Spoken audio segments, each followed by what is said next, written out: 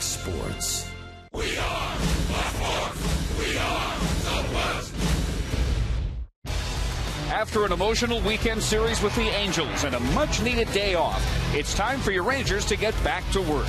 This very challenging homestand comes to a close with a 3-game set against the dangerous Tampa Bay Rays.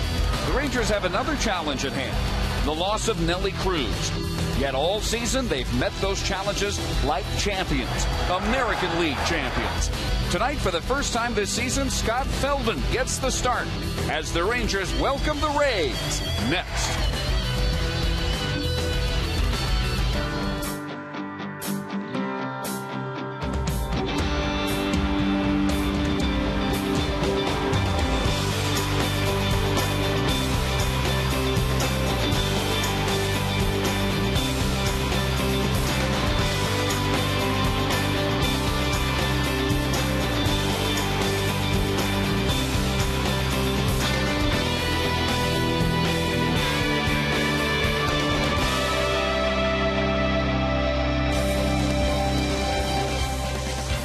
The homestand continues tonight with the first visit since last year's ALDS by the Tampa Bay Rays to the ballpark to take on the Rangers, the first of a 3-game series, moments away. And welcome, Dave Barnett along with Tom Grieve. It will be an interesting night for a lot of reasons. First of all, because we'll see on the mound as a starter for the first time this year a man who won 17 games just 2 years ago, Scott Feldman. Yeah, and the good thing about the start tonight, a lot of times you'll see a spot starter be on a pitch count. He hasn't been stretched out. Scott is prepared for this. On his rehab assignments, he started and threw a lot of pitches. His 2 relief outings prepared him perfectly. You go back to August 21st, he threw 90 pitches. 3 days later, he threw 54 pitches, and now on 4 days rest, he'll start the game. Really, I think, perfectly prepared to be a starting pitcher because of those long relief outings. And his outing against the Red Sox about as good as he has looked since 2009 in those 4 innings, allowing only a couple of balls out of the infield. What a Sunday for the Rangers, and specifically for Josh Hamilton. The game-tying and game-winning runs batted in, a home run, a big base hit. And the Rangers hope that's the beginning of a scorching final month of the season for Josh. Lineups in the first pitch next.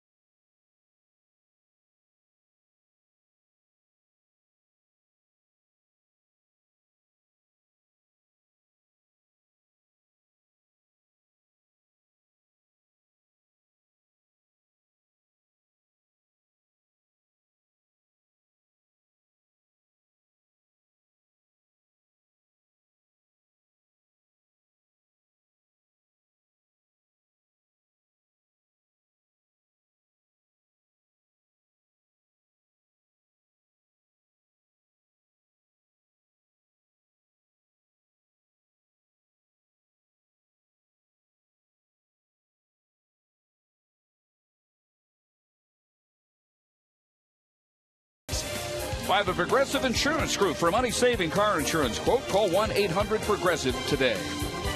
By Jack in the Box. Try the new Jumbo Breakfast Platter for only $2.99. By Budweiser. Great times are waiting. Grab some buds.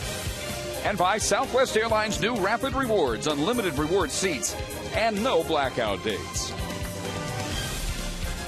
Rangers just about to set stage for the first of this three-game series against the Rays. Let's send it down below and welcome Rick Renner. Well, guys, it's been an interesting journey for one Scott Feldman, who makes his first major league start this season. Think about it. He was an opening day starter. He won 17 games in 2009, and yet this year he hasn't pitched more than 4 2/3 innings, and that was his longest relief thing just recently. But despite his journey, all his teammates are behind him. The guy everybody in here loves, and we love playing behind him. He competes. He doesn't do anything he can trying to keep us in the game and keep throwing up zeros. So we love playing behind him. We expect him to go out and throw well.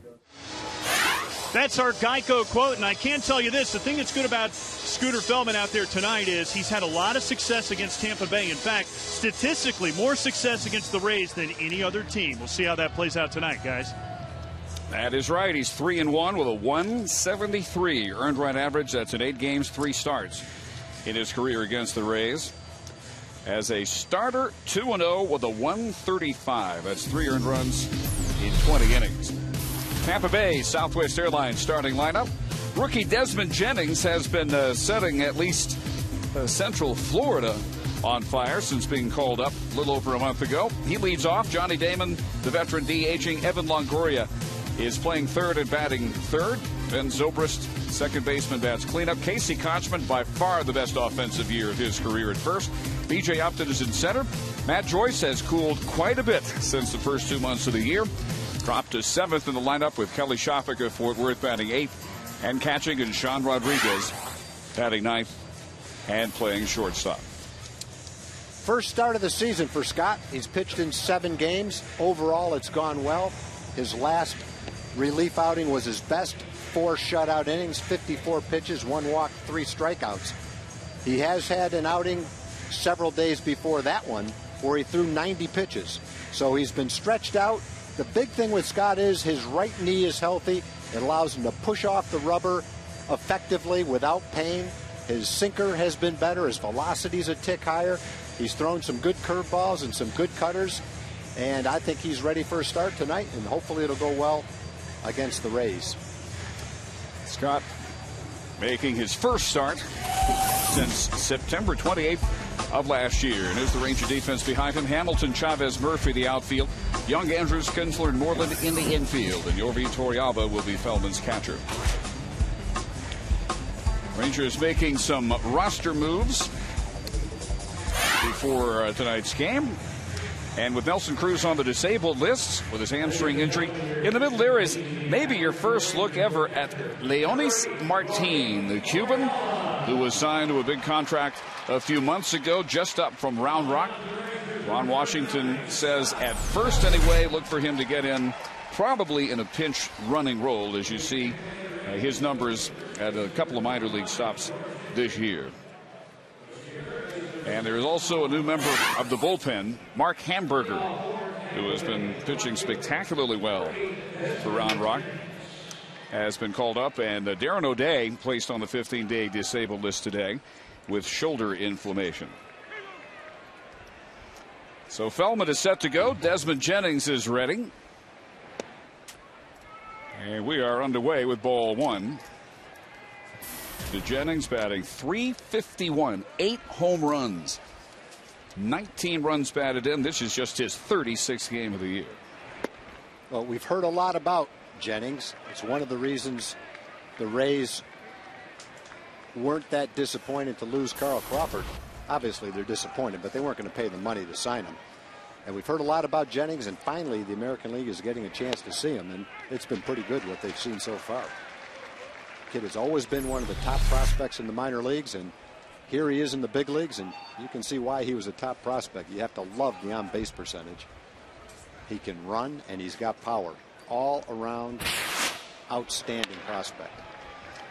So a backhand pick by Andrews, and he knew he had to get rid of that one post haste, so he did, and he retires Jennings to begin the game.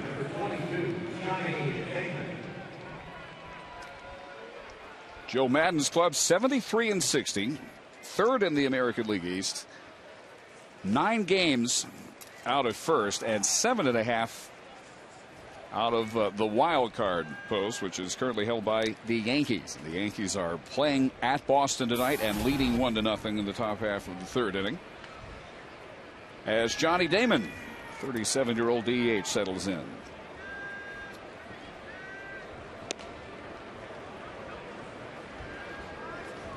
Damon in Toronto last night got his 2,703rd career hit. That is tied for 63rd on the all-time list. Tampa Bay playing a night game at Toronto. 2 home runs yesterday. First time he has had a 2-home-run game in a while. And again, a ground ball for Andrews. Most of the guys that play long enough to get 3,000 hits all have something in common. They stay in great shape. Now, you can tell a little bit of difference in their face, but for the most part, when you look at their body, you can go back 10 years and not know a difference. And Johnny Damon's one of those guys too. Derek Jeter the same way. Michael Young will be the same way. It takes pride to play that long and to stay in the kind of shape that's required to be able to perform well enough to have the opportunity to stay that long. Well, with 2 outs, here is Evan Longoria, and a little bit younger at age 25, with 24 home runs, 13 of those since the All-Star break, 10 in August. Those are both the top numbers in the American League. You know, Scott knows, and he's been told, that this is a spot start. It won't lead to a spot in the rotation this year. But if you're Scott Feldman, you want to pitch as well as you can, because things may change in the offseason. Who knows what's going to happen in the offseason? And it'd be great to have Scott pitch his way to be a solid candidate going into spring training to be in the rotation. He's already been there and won 17 games before.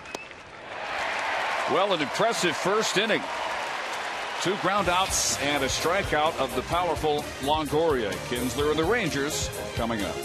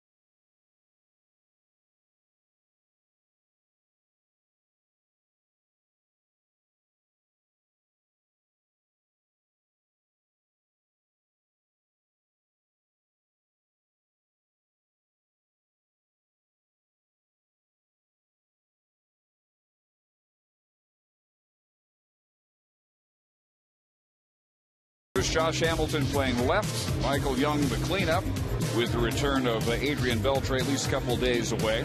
Mike Napoli's the DH. David Murphy is in right. Torrey Alba batting 7th and catching. Mitch Moreland at first. And Andy Chavez batting 9th. And playing center field against this impressive 24-year-old from Des Moines, Iowa, Jeremy Hellickson. Oh, we talked about him in the pregame show. He's pitching excellent baseball. He has a winning record. He has the 8th best ERA in the league, 3.01. He gets a lot of fly ball outs, most in the major leagues. That's interesting. Almost 60% of the balls in play of his outs or fly ball outs. His opponent's batting average for a 24-year-old rookie, only .216. That's 6th in the league. There's only 4 pitchers in the American League who have a better ERA and opponent's batting average: Verlander, Weaver, Romero, and Beckett. So pretty fast company that the rookie's in right there. And he starts Ian Kinsler with a fastball for a strike. 2 and 4 seam fastballs, but his out pitch is the change, and that one lined to left field, right to Desmond Jennings. Well, that's too bad. He got a good fastball to hit it right on the nose.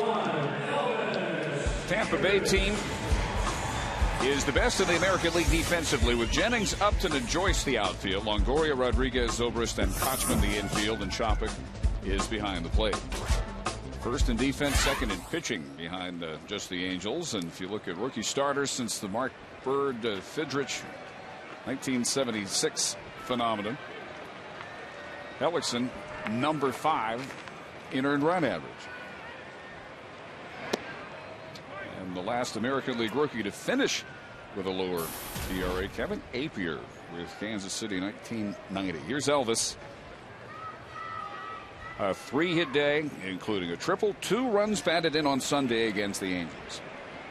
Best game in a couple of weeks for Andrews. It's rare to see a high school pitcher pitch the way he did in the minor leagues. Very seldom walked anybody, had way more strikeouts than innings pitched. The other thing that Tampa did with him is they kept him in the minor leagues for almost 600 innings. And when he got to the big leagues, he was obviously ready. Well, featuring just the fastball so far, and he strikes out Elvis. 49 and 16 with a 2.71 ERA in the minor leagues for 580 innings, starting off as an 18-year-old. That's why he's always been one of the top 25 prospects in baseball.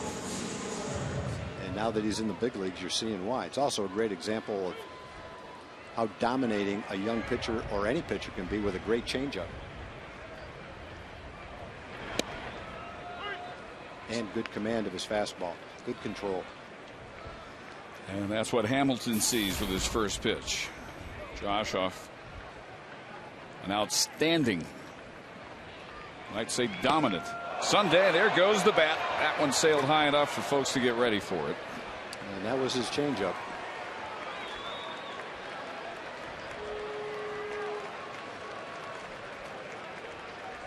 I went to give it to that lady and said, "Hey, wait a minute, that's Josh Hamilton's bat. I'm going to keep it."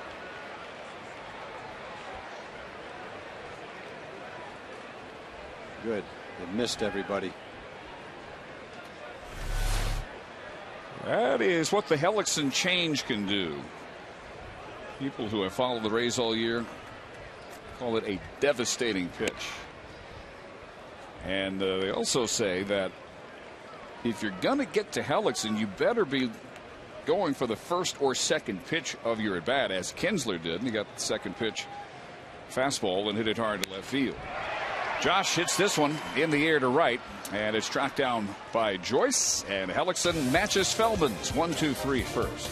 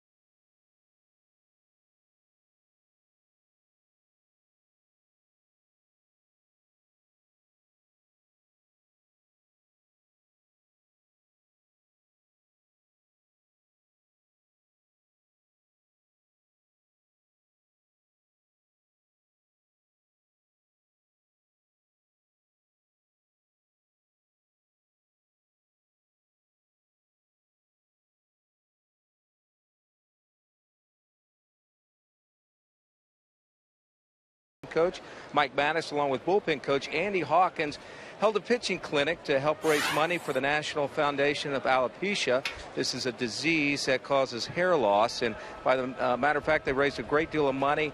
And a number of the families that suffer from alopecia will be attending a Rangers game September 10th. So Andy Hawkins, along with Mike Maddox, doing a job well done raising money for the Alopecia Foundation. Dave?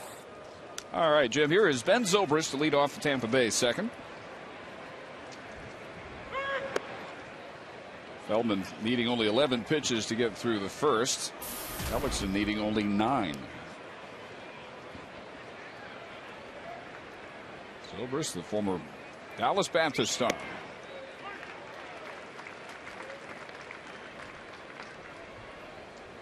Undrafted out of his high school, Eureka, Illinois.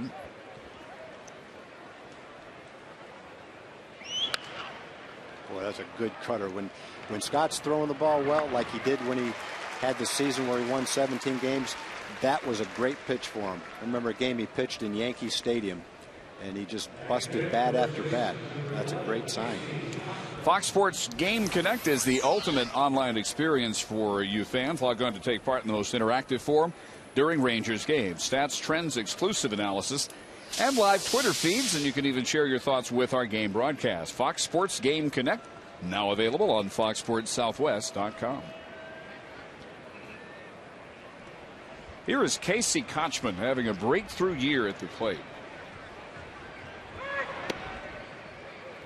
Has always been a superb fielding first baseman, statistically the best in the history of baseball in career fielding percentage at that position. He again leads the league this year.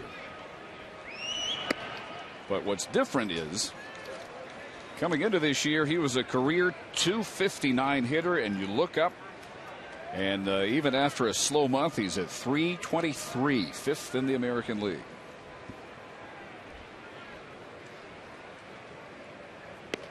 You look at his batting average, and obviously that's an excellent batting average, and his on-base percentage is pretty good. But you look at the other numbers for a first baseman. He's only hit 23 doubles and 8 home runs. He only knocked in 41 runs. So it's hard to be a frontline first baseman without more power numbers. He's not a guy that's going to be a threat on the base paths. The average is good. The on-base percentage, because of his average, is good. He doesn't strike out very much, so he's a good hitter. But whether or not he develops power will determine whether or not he really is regarded as a frontline guy. Rays got him as a minor league free agent in January.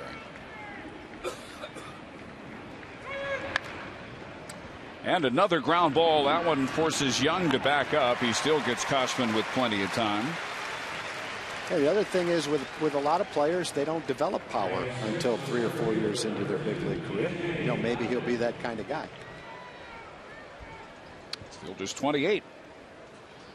Former first-round pick by the Angels. So 5 up, 5 down, nothing out of the infield yet. 4 ground outs and a strikeout as B.J. Upton steps up. And at .224 with 18 home runs, 27 stolen bases. So there is the good part of B.J. Upton's year. Bad part is he's hitting .176 at home. Well, one thing you love about the first 5 hitters with Scott is how weakly the ball has been put in play. Good movement on his sinker, and the cutter that he threw to Zobrist broke his bat. 21 pitches into the game. Scott's really throwing the ball well. Very strikeout prone as well. Upton 5th in the American League. That's quite a race now between Mark Reynolds and Adam Dunn, who's going to be sat down, it looks like, for at least the immediate future by Ozzie Guillen.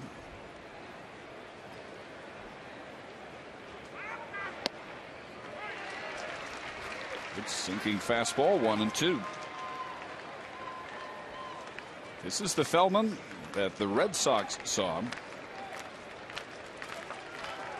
on Thursday night. 4 shutout innings, allowing only 2 base hits. And only a couple of balls out of the infield. I thought he threw the ball well against the White Sox too. He got hit around a little bit, but it looked like he threw too many curveballs against the White Sox and didn't pound them with his sinker and his cutter. And I think that's his best way of pitching, with a little more power. Another weak ground ball off the breaking pitch. And 3 groundouts in the second inning. Scott Feldman razor sharp through 2.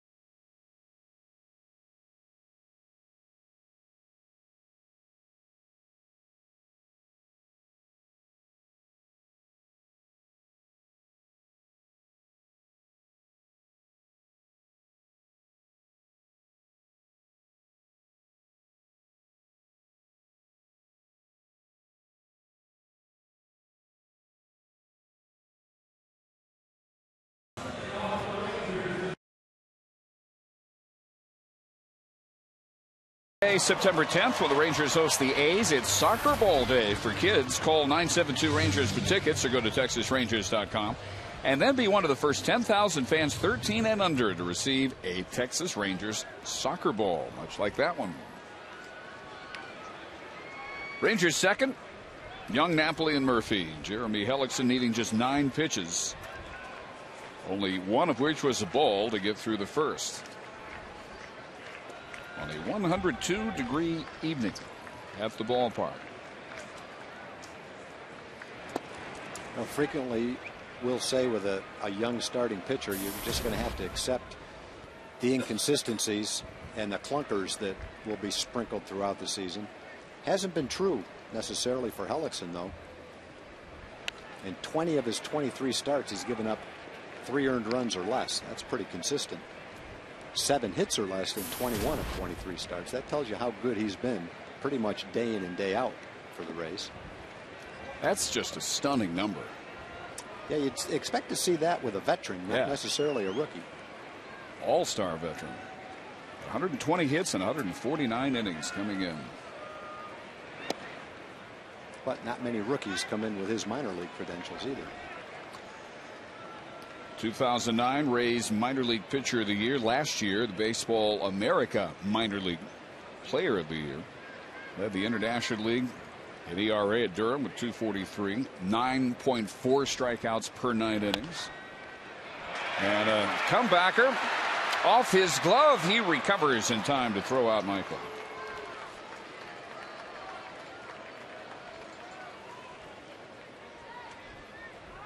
Hellickson, the International League MVP last year.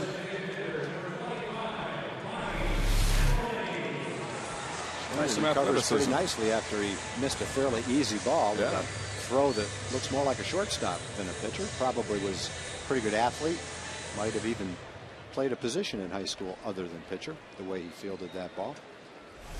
Speaking of MVPs of leagues, did you see who the MVP of the South Atlantic League was? Jurickson Profar. Yes. 18 years old. Is that amazing? The most valuable player in a full season league. Most 18-year-olders would have been coming into the draft this year as a high school player.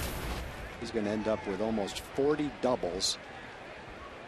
One of the league's best on-base percentages. One of the best arms in the league. He's a shortstop. Pretty impressive.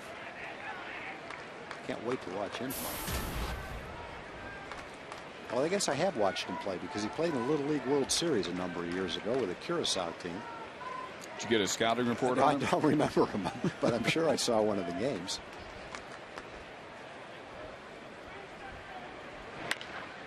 Off-speed pitch, bounce to third, Longoria. And a nice stretch by Kochman. Here is an early Game Connect buzz question from Kelly in Arlington. Tom, who did you pick in the first round of your long-awaited football fantasy draft? Well, I had the 12th pick, last pick in our draft, so I had the 12th pick of the first round and the first pick of the second round. And I went with Matt Forte and Larry Fitzgerald, and I was excellent. I was pretty happy with that. Either one of them you got to be happy with. I was very happy with Larry it. Fitzgerald, I think the best receiver in football. Well done. See, it's verified by a football pro. Now, if Kevin Cobb can get him the ball about 120 times this year, it'll work out just lovely. Now, when he has 18 catches for 150 yards at the end of the year, no one will remember that statement. I won't be too happy. Line drive to center field by David Murphy. First base hit of the game. David continues his hot hitting of late. 6 for his last 13 now, making his 4th straight start tonight. I got a feeling I know who Kelly from Arlington is. Nice job of hitting by David. You know, we talk about the pitchers trying to throw David away. There's a pitch right on the outside corner, tailing away, and he was able to line that ball over shortstop. And with Nelly Cruz out, it's a great opportunity for David. And over the last 4 or 5 days, he's starting to come on. We've seen him do it in the past. And if David can get hot and play the way he's capable of playing, it'd be a great fill-in for Nelly Cruz. Last September, with Josh Hamilton out, David Murphy a .355 month. There you go. Precedent. Plus, he's a good outfielder. He runs well. He throws well. And he would be a starter on many major league teams. He's a starter for the Rangers right now. Yorvi Torrealba with a home run Sunday, snapping a 25-game home run drought. Taking Jared Weaver deep early.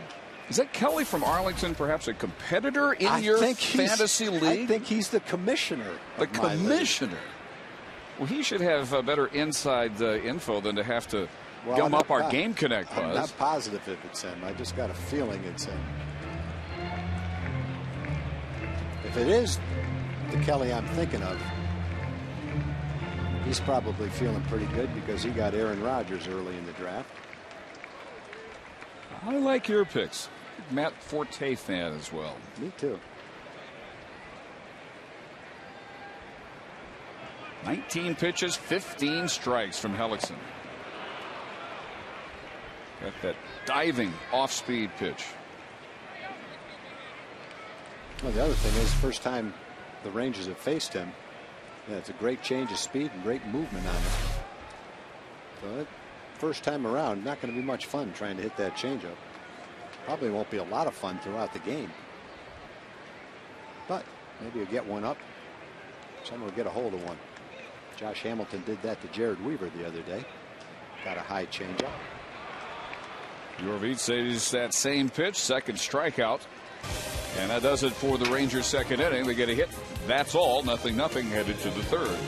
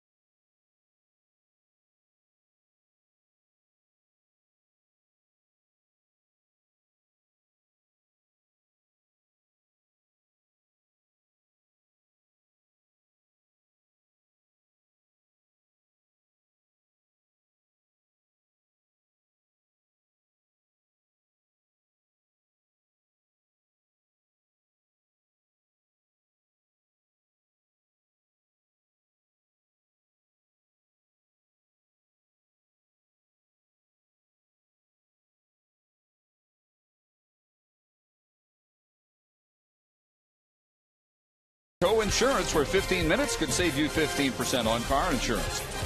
And by AT&T, rethink possible. Scott Feldman, Jeremy Hellickson, very impressive in the first 2 innings. Only a David Murphy single. Feldman has retired all 6. He has faced 5 on groundouts, a strikeout of Evan Longoria. And the bottom third of the order in the third, beginning with Matt Joyce. Matt Joyce has had a significant downturn to his season. On fire first couple of months. He was using the whole field back then when he was up around 360. Got a little pull happy, despite the fact he's strong enough to hit it out to the opposite field. And from the 1st of June on, he is hitting .215. And what hurts the Rays even worse, with runners in scoring position, 171 now for almost 3 full months. So, Tom, do you see that with a lot of hitters who maybe are still getting a sense of who they are? Well, I haven't seen much of him, but it sounds like what could have happened is early in the season. Obviously, he was hot. He was seeing the ball. He was feeling great. And he probably started to hit home runs and kind of naturally kept on trying to hit home runs, started to pull the ball, and then lost the ability to hit the ball to all fields the way he was hitting at the beginning of the year. Now he's having a hard time finding it again. That's what it sounds like. Good cutter right in on the fist. Well, he has the kind of power. He was the 2nd player ever to clear dead center field at wall at Target Field in Minneapolis. 6'2", 205, and Feldman comes up with his 2nd strikeout. Well, every pitch Scott's thrown has been quality. His sinker has gotten ground balls. His cutter has broken a bat. His curveball has given them something else to look at. And there's his changeup, which was an excellent changeup and had Joyce way out in front of it. That pitch had good change of speed and great movement on it.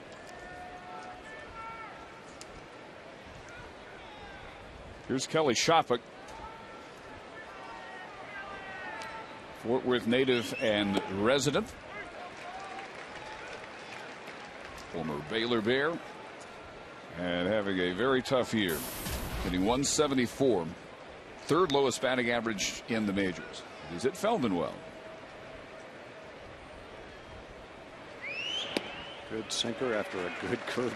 Boy, he's just throwing the ball right where he wants to so far.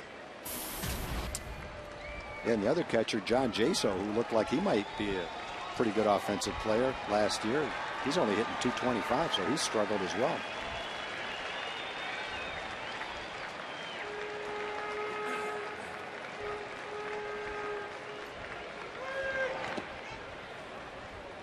To pitch, Shopik laying off that. Biggest issue, strikeouts. He strikes out every 3.3 plate appearances, and just a miserable month of August. He'll be happy to see September come. 3 for 33. Number 2nd round pick, 2001 by the Red Sox, out of Baylor. So the 8 and 9 spots in Joe Maddon's lineup, it's like you're facing a couple of pitchers. Shopik at 174, Sean Rodriguez at 218, and sub 200 for the month of August. A little bit of an offensive challenge team. Great pitching, great defense.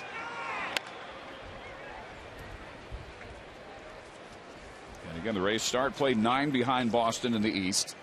7.5 behind the Yankees for the wild card. And the Yankees leading at Boston 3-0. 2 runs in the top half of the 4th. Still batting.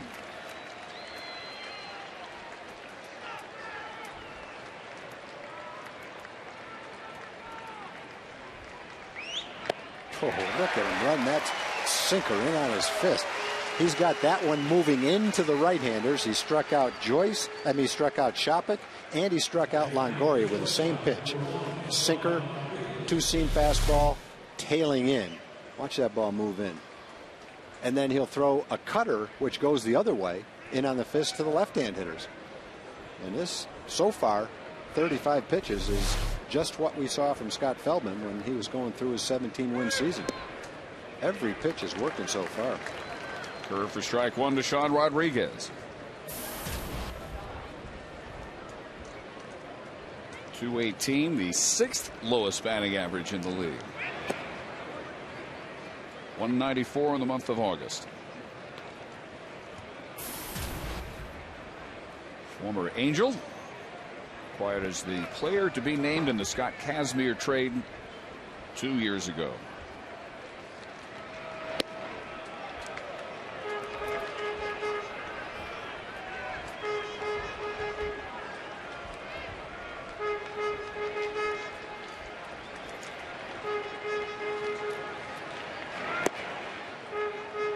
And the first time for Feldman to go to a 3-ball count. Not too big on that pitch. 2-1 to a 218 hitter. Not sure that required a curveball right there. You've got a sinker like Scott. Just throw it near the middle of the plate. Let it sink to where you want it to go. And take your chances. Like that.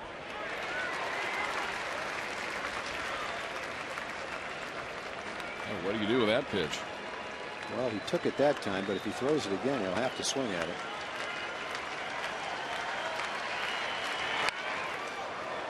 He did, and he swung at it.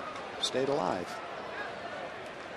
I want to thank our friends Mike and Kelly from Valley Pecans in Chillicothe, Texas, for the great supply of all sorts of different kinds of pecans. Thank you very much for that.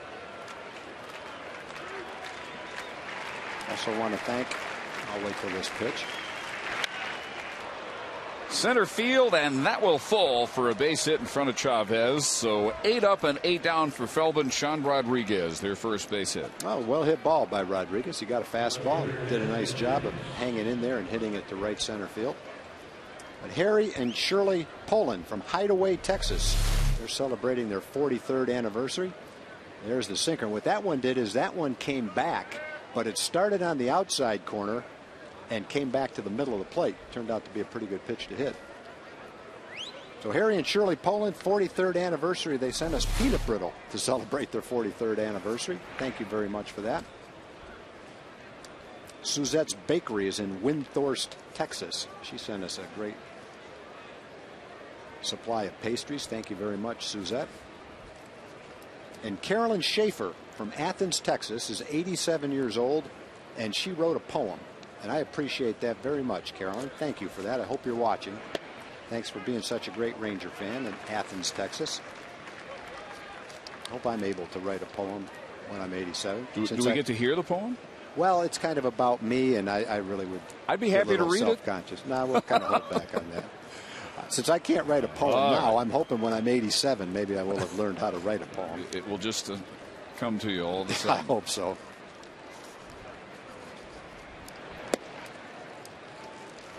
Fastball sinks a little bit too much to Jennings. He grounded to short to begin the game. Jennings showing great patience for such an inexperienced player. Works, counts, lets the ball get well into the hitting zone before unleashing his swing. Fantastic results so far in just his first 35 major league games. And that's just talking about his offense. His defense is superb as well. There are those who think he may turn out to be a better defensive left fielder than even Carl Crawford was. Instant acceleration, one of his major tools out there. He's a great high school receiver. Going to play at Alabama. Went to Itawamba Community College as a freshman in Mississippi. Baseball since. Well, athletically, he looks a lot like B.J. Upton. He's maybe a little bit bigger and stronger, but they look very similar when they take their stance at the plate. And even though B.J. Upton is not hitting much this year, he's a great athlete himself. Tremendous center fielder.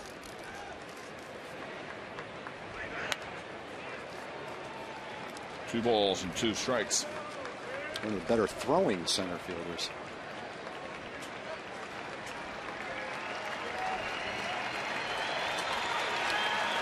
Crowd behind Scott here, trying to finish off Tampa Bay in the third. Inning which started with strikeouts of Joyce and Shopik. A chance here to strike out the side after the Rodriguez single.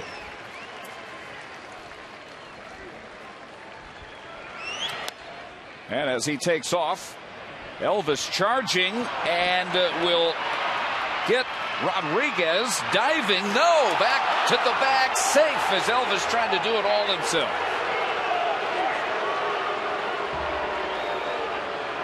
Well, they make a great play and then mess up the rundown. The hardest part was having the presence of mind to know that you can't get Jennings at first and hang on to the ball. Rodriguez anticipated the throw to first and was going to sneak into third. And when you get a player in a rundown in the big leagues, it has to be accomplished 100% of the time. You cannot let a guy get out of a rundown. It's as simple as that. It's not high school. It's not little league. It's not college. You got a guy in a rundown, you got to get him out. Why he didn't throw it to Kinsler as soon as Rodriguez started back to second base is the mystery. Yeah, I mean, you can't do it then because then there's too much distance to him. But once you get him sprinting back to second base, then you make the throw. So Rodriguez survives and stands in scoring position. Jennings at first on the fielder's choice. Johnny Damon grounded to Andrews, his first inning at bat. Feldman having to throw a few extra pitches here in the third. And will handle it himself this time. About as sharp as you could ever ask in a first start of the year. Scott Feldman through 3.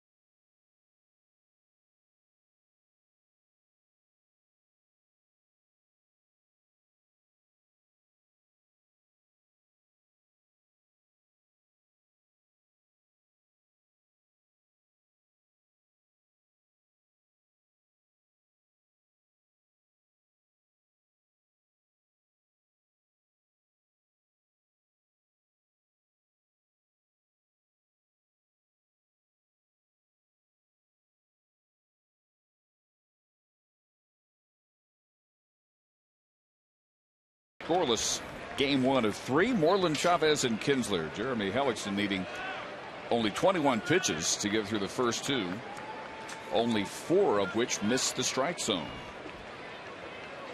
He was struck out 2, allowing only a single to David Murphy with 2 outs in the second. And here is Mitch, 0 for 3 Sunday with an intentional walk against the Angels.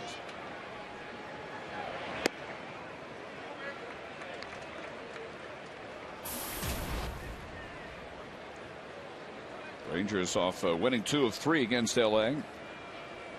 And the help from Seattle last night. Mariners winning the first of that series at Safeco Field over the Angels. Start the day with a 3.5 game lead, their largest in a week. Now the Rangers have won 4 more games than the Angels. That's 2 of the games. and they've lost 3 fewer games. It's the other game and a half. All 3 to Moreland. Joe Madden does love the overshift, doesn't he?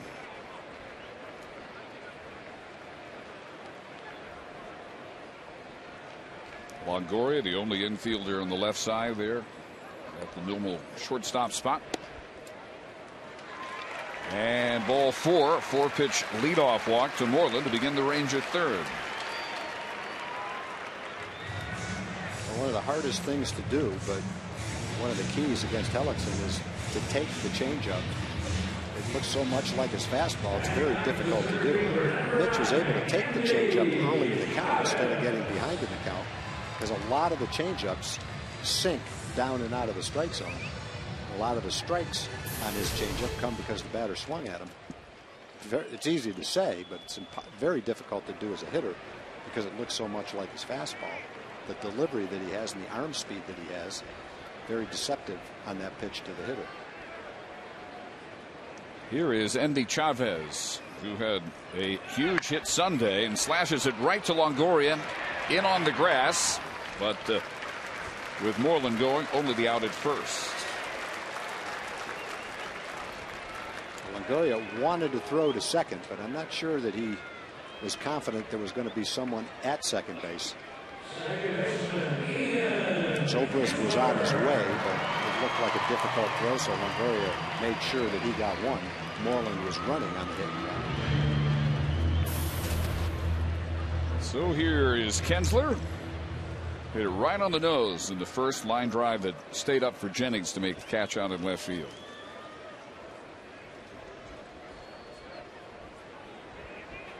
Rangers had an outstanding offensive series against the Angels, hitting .343, averaging 8 runs per game, 14 for 36 with runners in scoring position. And a bunt popped up and falls foul. A good try right there by Ian, because if you get the bunt down and beat it out, now it's first and third and 1 out. Get that man to third base. Not a sacrifice. You don't want to sacrifice him, obviously, because if you're out, now he's at third base with 2 outs, but he's bunting for a base hit all the way. And if he's successful, and you got Elvis coming up with a chance to hit a fly ball and knock in a run.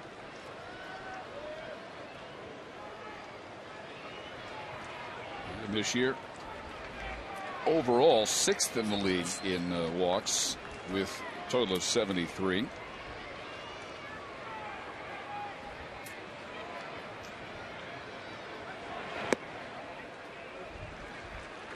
That change fall below the strike zone, 1-1. Good idea. Good ability to take a close changeup right there.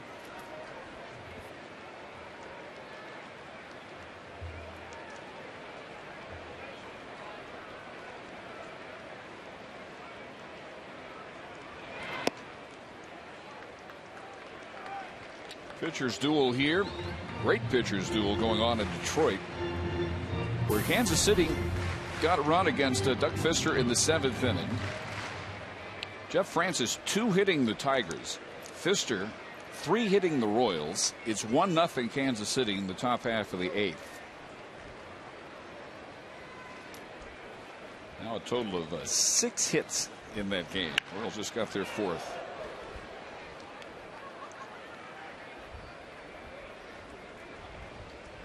Red Sox trying to come back on the Yankees. That is now 3-2. Boston with 2 in the bottom of the 4th at Fenway, and still batting against CC Sabathia. Going for win number 18 tonight.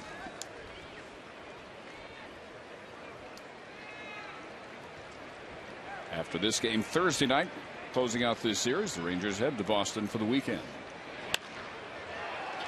Ground ball bobbled. Longoria has no play.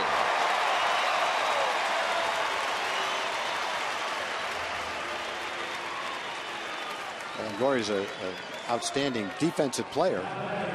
He just wasn't able to come up with it that time. His 10th error at third base. A strong, accurate arm. Generally a play you would expect him to make.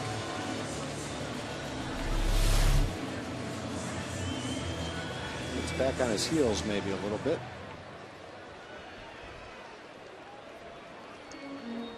definitely got the heel of his glove. So 2 on with 1 out for Elvis.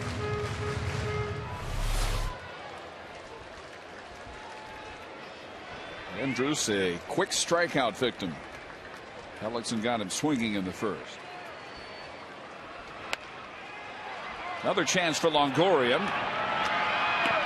And he starts an inning ending 5-4-3 double play. So a walk and an error, but nothing in the Ranger third. 0-0 headed to the fourth.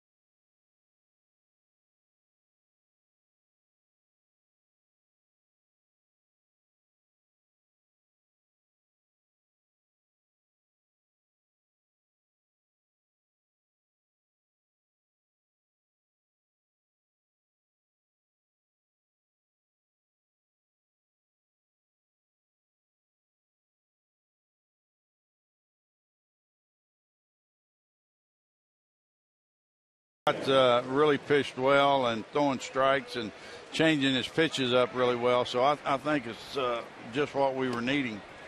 Nolan, Scott had a bad right knee. What does that mean to a pitcher, and what would that take away from his performance when you're? Well, you know, Tom, as you well know, that's his drive leg, and I think it really comes down to just what kind of problems it was creating for him, because I don't know. I think that either knee, if you have an issue with it, I think it could be very limiting.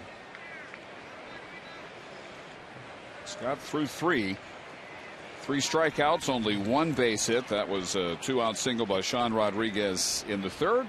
And in the fourth, Longoria, Zobrist, and Kochman. Well, I'm really pleased with the fact that he's showing them an assortment of pitches and he's getting ahead of them. Throwing strikes has made a big difference.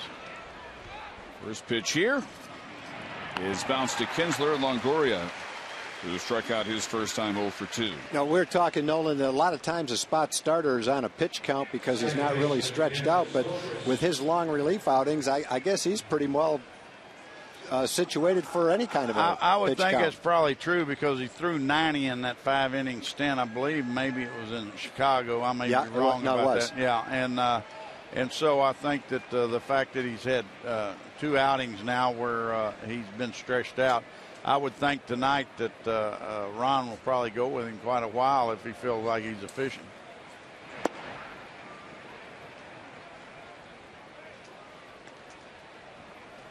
Well, Nolan, the other thing that I think you must be pretty happy with was the way that the team came back to win that third game against the Angels and win 2 out of 3. That was quite a game, wasn't it? Oh, you got that right, because, you know, the Angels, they came in here to make a statement, and they were energized, and their body language was such that they appeared that they thought they were going to come in and really beat us, and I think it made a big difference that we didn't let that be a deterrent, and we came right back at them, and that was a big win for us Sunday. How would you compare sitting in the seat you're in now, watching one of those games, to having been a pitcher and a teammate and watching it as a player in the dugout? Well, you know, obviously there's so many more things that I concern myself with and are aware of that as a player on a team that you don't concern yourself with. And so I think that obviously you look at it through a different set of eyes. And so I compare it to being a parent sitting there watching your child perform and not being able to do anything about it, but worrying about them. 2 balls and no strikes to Casey Kochman. Nolan Leonis Martin is now up. Mark Hamburger is now up. Should we look for, other than the September 1st call-ups, much more activity in the roster addition department? Well, that's hard to predict. As Tom well knows, that we would like to improve the ball club if we could prior to the September 1st date. So we'd have, if we were able to do something, have somebody for postseason. But you know, it's hard to find a fit like that and then not have to overpay for it. So am I optimistic that we'll do something? Probably not.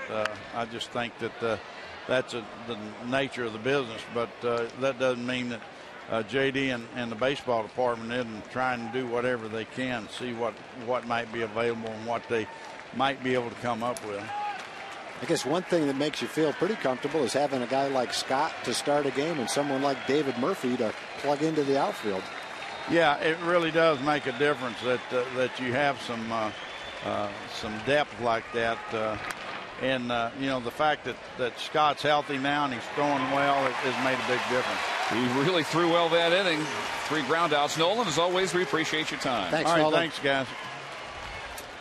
1, 2, 3 in the 4th for the Rays. Still 0-0.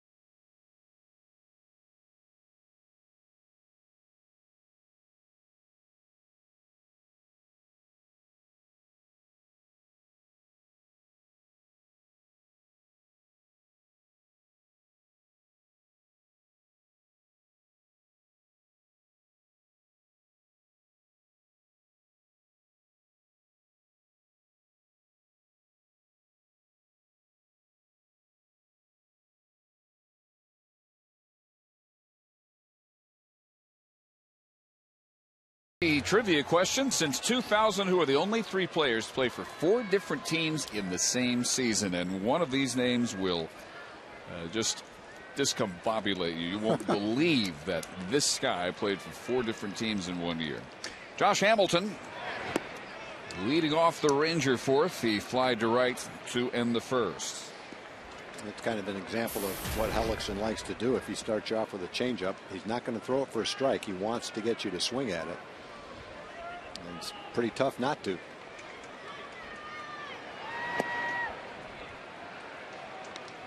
And then after that change, doesn't 93 look a lot like 98 or so? Yeah, it can be sneaky for sure. I mean, he's got a solid fastball, but it's 91 to 93. It's not like it's 96 to 97. But he just, for a young kid, he really knows how to pitch. Rangers getting their first look at him. He flew ahead from Toronto and was well prepared for the 102-degree heat. He shortened his pregame bullpen warm-up, and he has been pre-hydrating for several days to get ready for these conditions.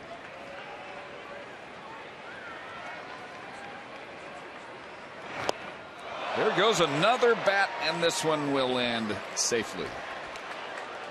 Josh has seen 4 pitches. 3 of them have been changeups.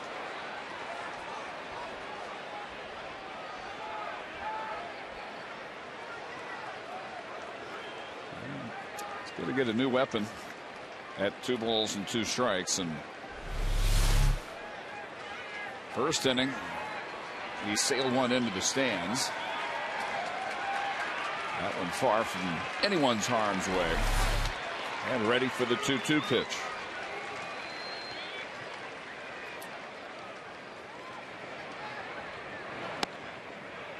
Another one. One thing he does with it that's very good is he keeps it down. He hasn't thrown many changeups, if any, above the knees. They're all at the knees or lower.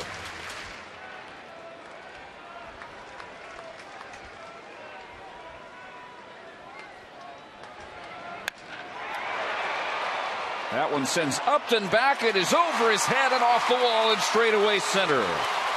And Hamilton has a leadoff double. Well, that one was up just a little bit. Threw him 6 pitches, 5 of them were changeups.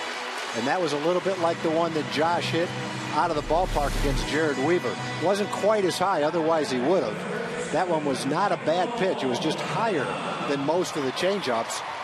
And even though it was down and away, Josh still drives it easily over Upton's head to the warning track in dead center field.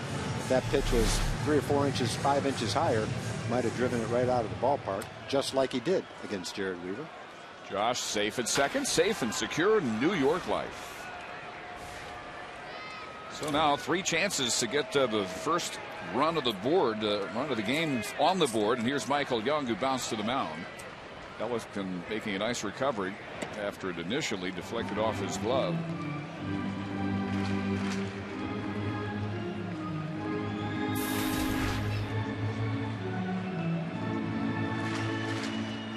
.336, still top 2 in the league. Runners in scoring position near or at the top all year long. This would be his 88th RBI of the year if he can bring Hamilton home. Trying to go the other way with it. Move Josh to third base if he can.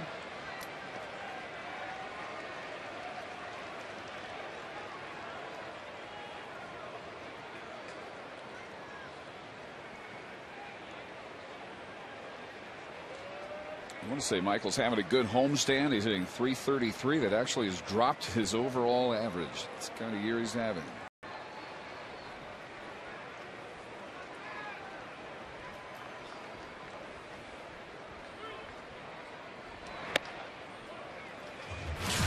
We check our Ford leaderboard. And a 9-point gap coming into play tonight between Gonzalez and Young. Michael 8 points up on Melky Cabrera. Casey Kochman in the number 5 spot.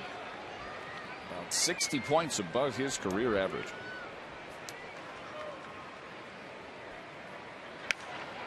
Michael ready for a 2-1 pitch to hit there and bounces it off the facing of the club level 2-2.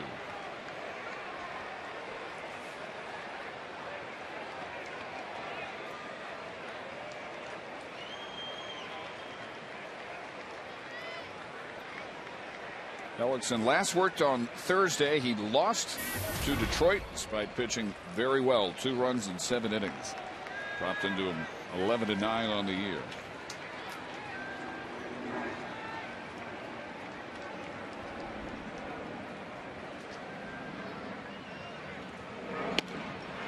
And a strikeout of Michael Young. 1 out of the 4th. Check it again with Jim Nunn. All right, Dave, look who we found here in the stands. The great author Jim Den, who also brought his fan club, authored 9 books, 2 bestsellers, Junction Boys, 12 Mighty Orphans. Now we have a new one out, is Courage Beyond the Game, the Freddie Steinmark story, which will be a documentary on Fox Sports Southwest. What's this about, Jim? It's going to be about Thanksgiving documentary, Fox Sports Southwest. Freddie Steinmark, greatest player, very sad story at Texas. But Dave Barnett, give me a good plug and everything's good. there we go. All right, what's next? I think probably this movie. That's I it? think it's going to be the movie. Okay. I'm going into the movies. They're going in the movies. There we go. Look for it as a movie, but right now, a good read. Appreciate it, Jim. Good seeing you. And we'll great to have the fan club out here as well. Thank you. Thank you, Jim. All right, there we go. Dave? I have no problem at all plugging anything Jim Dent writes. He is one of my favorite all-time sports authors. Wrote a great book about, well, just for example, the Junction Boys. They're Bryant's mid-50s team at Texas A&M. And fans of this generation may not know about the Freddie Steinmark story. Texas, a young safety who played the big shootout against Arkansas in 1969, despite the fact, unknown at the time, obviously, he had a life-threatening tumor in his leg, which eventually cost him his life shortly thereafter. But that has got to be a great read Jim Dent has put forth there.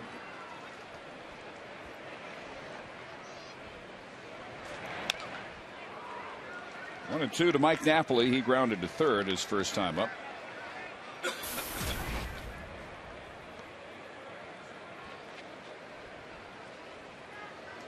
David Murphy would be next. He had the only Ranger hit before Hamilton's leadoff double here in the fourth.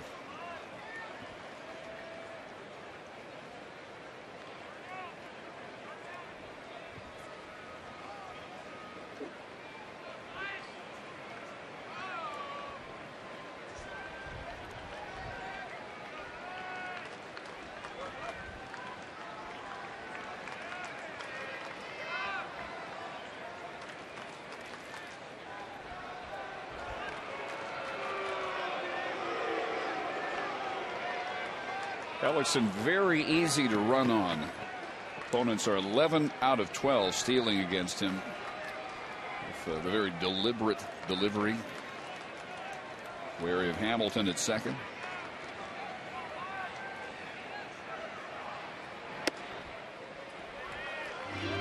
And the count evens up to Napoli. You know, no one pays much attention to the Rays because they're 9 games out of first place, but it's because they're trailing the Red Sox and the Yankees. They'd only be a couple of games behind the Rangers. They'd be ahead of the Angels. They'd be leading the Central Division. So even though they're kind of an afterthought, they're still a good team with excellent starting pitching.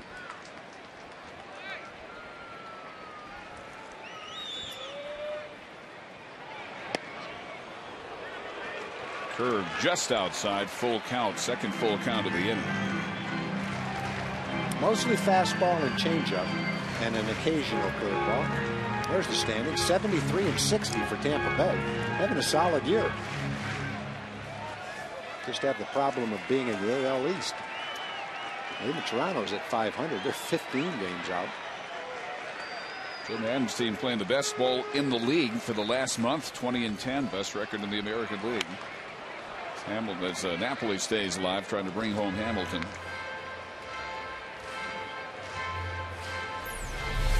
A pitching and defense driven ball club. And look at those numbers this month.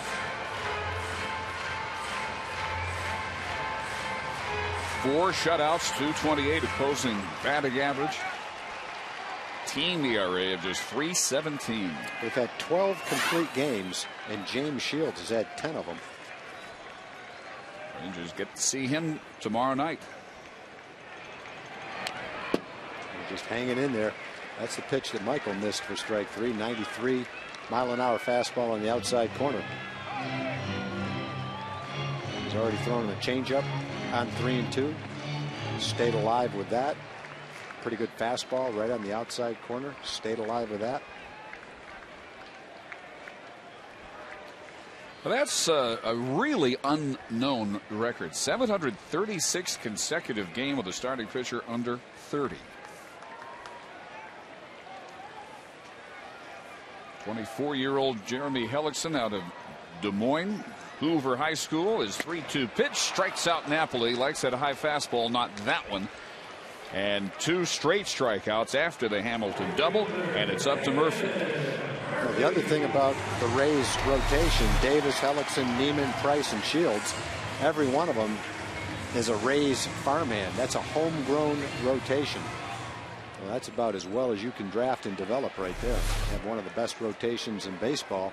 All of them under 30 and all of them homegrown. Well, here's some respect for how David Murphy has been hitting. Single in the first at bat, 6 for his last 13 with 2 homers. First base open, they walk him, and instead will pitch to Yorvit Torrealba, who struck out on 3 pitches to end the second. Well, Yorvit saw a couple of changeups that he swung and missed at and ended up striking out the first time up. See if that experience helps him in this at bat with men in scoring, with a man in scoring position.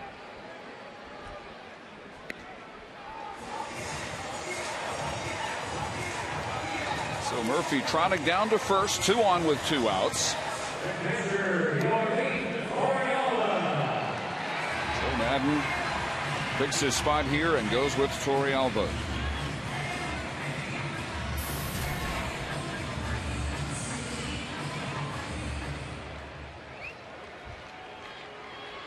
We'll repeat again with the home run Sunday, snapping an 8-game drought between runs batted in. A chance here to give the Rangers a lead and cash in the leadoff double by Josh Hamilton.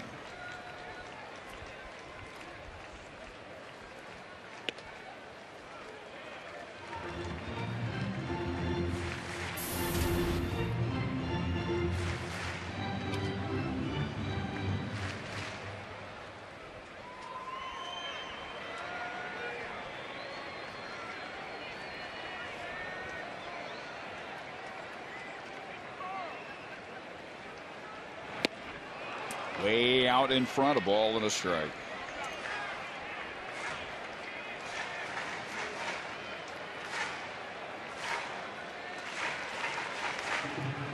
He'd having a tremendous month of August, 9th best average in the league, 354. Mostly singles and doubles, a lot of doubles.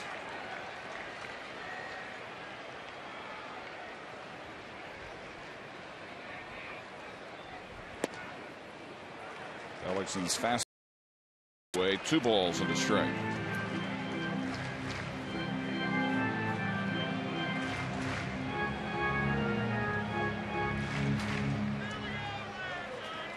Ellickson tonight, James Shields tomorrow, Jeff Neiman on Thursday, with Ogando and Wilson, the Rangers starters, finishing out this series.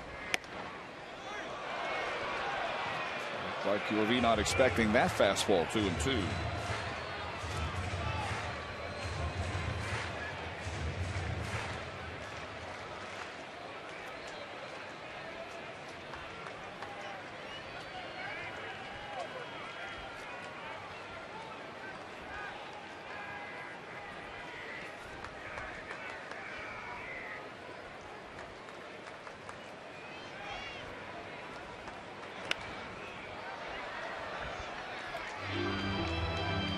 Pitchers duels going around baseball tonight. Kansas City and Detroit are 1-1.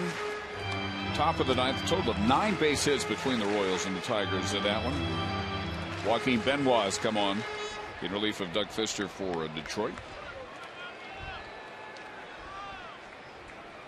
Cardinals at the Brewers, scoreless in the 5th, 4-2. Mets nothing in New York, top of the 7th. Pittsburgh 1, Houston nothing, top of the 5th. And the 2-2 pitch is wide, and that is the 3rd full count of the inning. Ellickson, the first 3 innings, especially the first 2, very efficient. Maybe just 21 pitches to get through 2. Moreland would be next. He walked on 4 pitches, his first time up.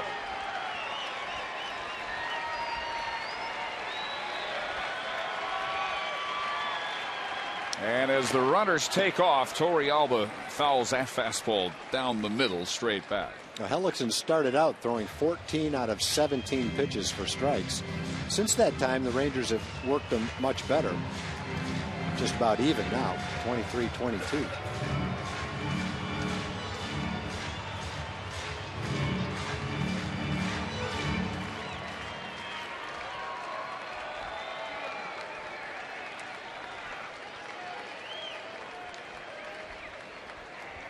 Hamilton and Murphy again will be on the move. And it is just low, and the bases are loaded for Moreland.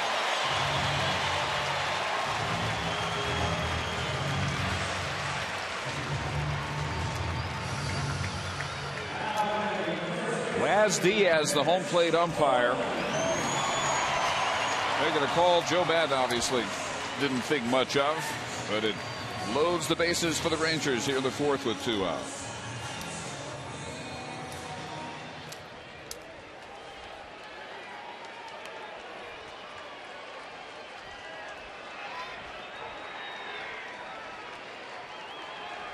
Still the overshift. Except at third. You got Longoria much closer to the line than he was with nobody on base. A little bit different now. If he plays way back towards second base, deep at shortstop, this would be a case where you would try to bunt down the third base line because you get a hit and an RBI.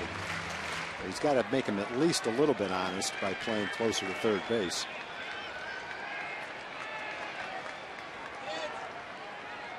Pitch has shown he can get down the bunt when he's been asked to this year.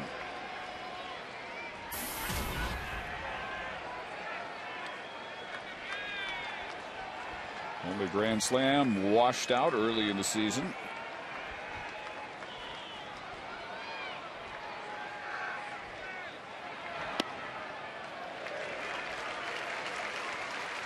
And a ball with a strike with a 94-mile-an-hour fastball.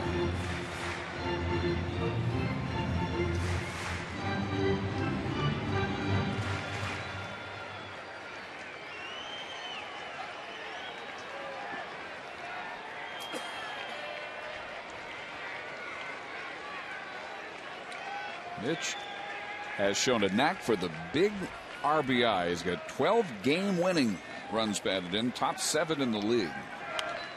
Oh boy, there's a high changeup right near the middle of the plate. Good swing at it. That's one you want to hit right there.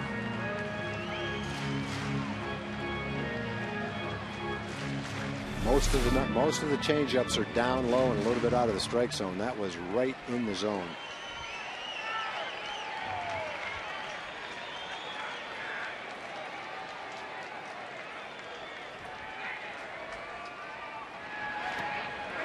Bouncing away, but not too far away from Choppik.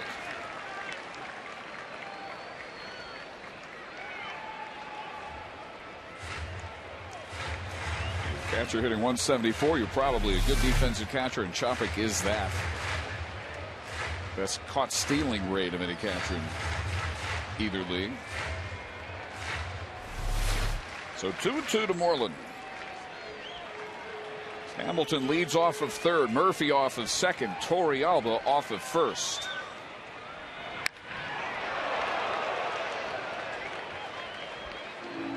Just out in front of that one.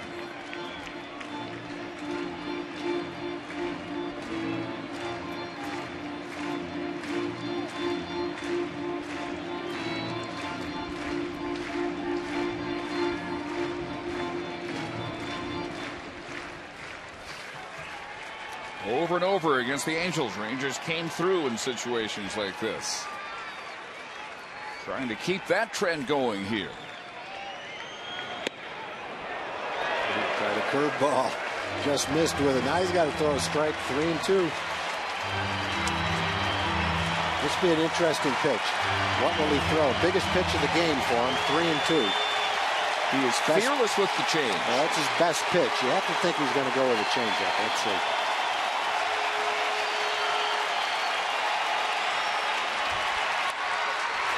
To right field. Joyce goes back and makes the catch. And it was that off-speed pitch. He will throw the change anytime, and he got Moreland. And the Rangers leave the bases loaded.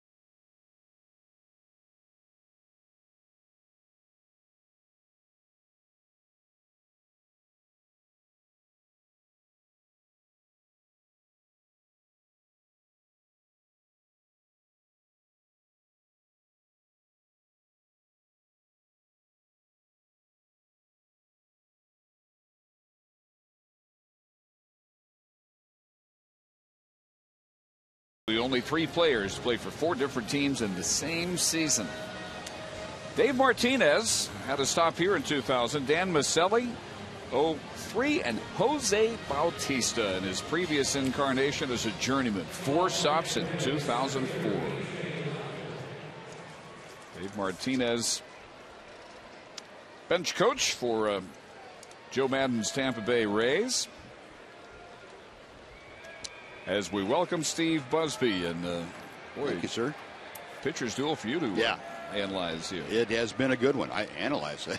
Nobody's hitting because the guys are throwing well, both of them. This is vintage Scott Feldman, and I know you guys have been marveling at it, but it's, he's back to doing what he did 2 years ago, and that's pounding that sinker down at the bottom of the strike zone and mix in a cut fastball every once in a while and a changeup, making it real simple. Oh, when you got all your pitches working for you and you're throwing them pretty much where you want, then that's kind of fun to pitch, isn't it? Yeah, it is.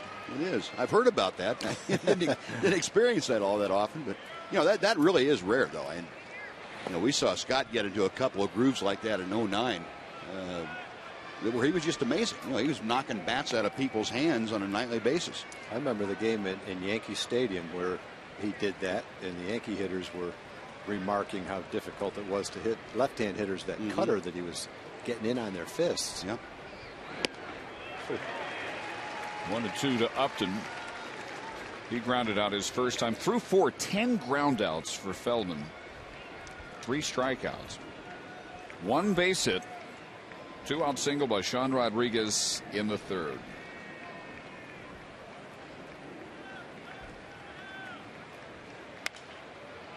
And that ground ball finds a hole on the right side, and it's a leadoff single for Upton.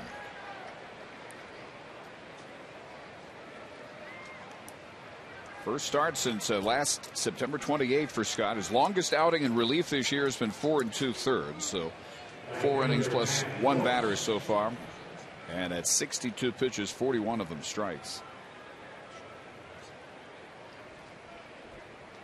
That is only the 2nd ball out of the infield. You talk about getting things down. That's getting things down to an extreme degree. Well, and he's keeping the ball off the good part of the bat, Dave. He doesn't pitch exclusively down the sinker. He does, but he'll throw that cut fastball in on people's fists and get ground balls with that too. What's your opinion on that, Buzz? Sometimes don't you think it's better to throw the cut fastball up to a left-hand hitter? I think so. If you're going to come in on a guy and it's a swinging count, I think you're better off getting the ball above the belt. Most guys are better low ball hitters, whether they're right-handed or left-handed. Right. Most guys are better low ball hitters than they are high ball hitters. That doesn't mean they can't occasionally hit the high ball, but I think your chances are better when you throw it between the belt and where the guy's elbows are as he's taking his stance. Yeah, if your goal is to jam the left-hand hitter, it's pretty tough to jam him on a ball that's down. With the runner going, Joyce fouls that one back. Upton was off. Joyce was going the other way, so he had the hole to shoot at. Just fouled it off. Well, the outfield has not made a single putout today. I cannot remember another game like that going in to the 5th inning. The Rays are a running group. Upton 7th in the league with 27 stolen bases.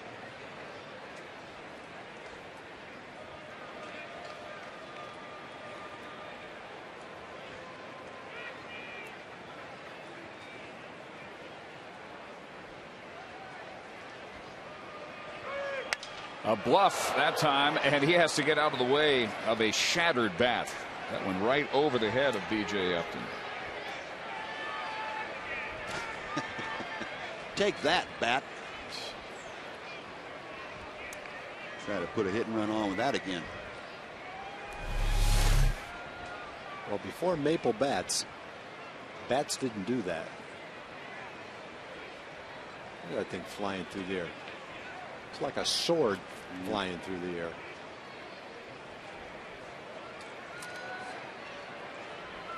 Thing probably weighs about 20 ounces or so with an end as sharp as a knife.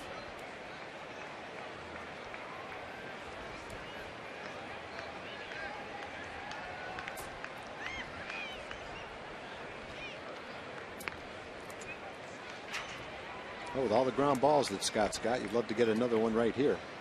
I guess one of the problems is they've been hit so slowly, you might not be able to turn a double play on them.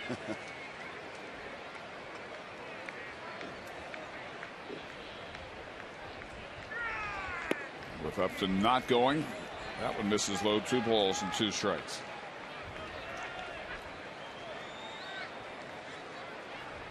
It's been so long since the Rays have faced Feldman. There's only 3 guys remaining from the 09 lineup that he beat twice with an 0.69 earned run average. Upton one of them. Longoria, Zobrist the others. Taking off here, and the throw is in time from Torrealba. Oh, what a throw. Upton's a really good base stealer. He runs well. Looked like he got a decent jump. And the only way Torrealba was going to throw him out was with that throw. Nice throw, nice tag, close play. You know, that's the second time in 2 nights now, I go back to Sunday night, that we've seen a great tag by Elvis Andrus on a great throw, too. Yep, and he was out. I thought from up here he might have snuck in there, but he was out. That was good play all the way around. Ground ball fair. Nice diving stab by Moreland, feeding Feldman for out number 2. That's a very nice development. Throw the runner out, get the batter, 2 outs, nobody on.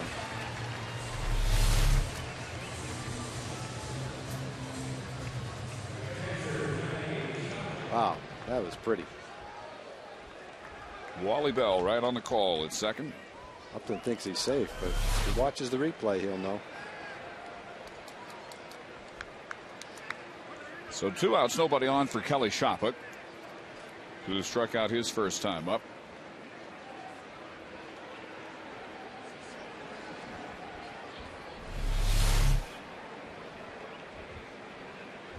Nice play by Mitch. Scott gets there in time. There over the bag, foul by the time Moreland got it.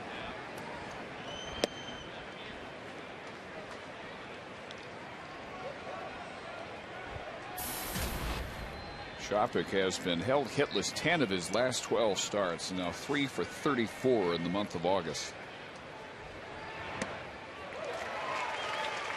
Right now they're all working.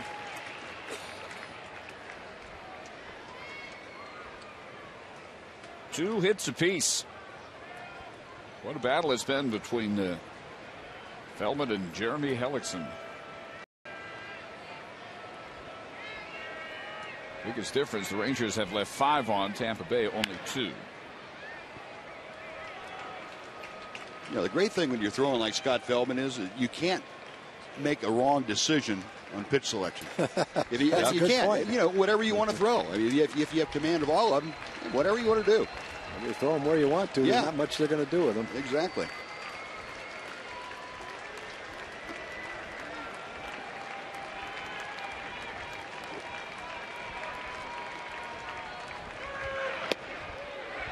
Wow. Could have been. Well, this is also going to be a fun night to beat Torrealba, because whatever you put down there is a good call, right? Don't have to move around a lot. Wherever you put the glove up, it's smack right in the middle of it. Well, it does make the catcher's job a lot easier. It takes a lot of decision-making process away from him. You know, like the pitcher, you can't make a wrong decision. The catcher really has a hard time making the wrong decision. But you know, Torrealba and Scott Feldman are working well together because there is no indecision. It's not because Scott's throwing so great. That's a big part of it. But they have a good idea of how they want to attack this whole Tampa Bay club. And they're going right after it. Well, they definitely don't want to walk Kelly Shopuk. And he can't hold up on that one. He was patient until it got to 3-2. Upton with a leadoff single, but Feldman still facing the minimum 3.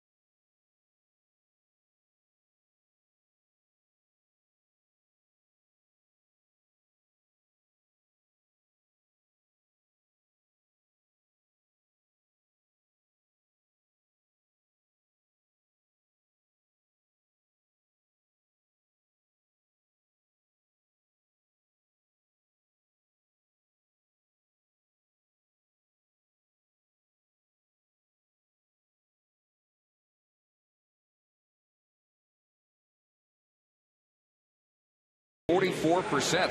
Through pricing is available in 9 different seating areas, including all-you-can-eat seats for all Rangers home games. Book your group at texasrangers.com/groups or call 972-RANGERS. Only 12 more games here. And the Rangers and the Rays locked up in a scoreless battle into the bottom of the 5th, with Chavez, Kinsler, and Andrews to bat against the 24-year-old rookie Jeremy Hellickson. Single by David Murphy in the 2nd, and a double by Josh Hamilton leading off the 4th. He worked out of the bases loaded jam by getting Moreland to fly to right. So what are your impressions of young Jeremy Hellickson, Buzz? Very impressive, Dave. He really has a great idea of how to pitch, and we were talking on the pregame show about if there were one single pitch you wanted to single out that would give the Rangers the most problem, it'd be a straight changeup, and his looks as good as anybody's I've seen. Really? Yeah, he's not afraid to throw it in any count. He has great arm action with it, and guys are seeing fastball out of his hand, and that's, they're swinging at fastball, and even the more they see it, you're still getting some pretty bad swings against it. Well, there's one idea. Longoria charges and throws out Chavez. Well, you know what? Another thing that would support that, Buzz, would be Brett Cecil in the couple of games that he threw against the Rangers. He utilized the changeup very effectively. Yeah. Let's get another question from our Game Connect Buzz on FoxSportsSouthwest.com. We're a comment from Scott. It's the middle of the night here in England, and I'm enjoying the game on Armed Forces Network. That's fantastic. It's a pleasure listening to you guys. Well, it's fantastic having you watching and listening, Scott. Welcome.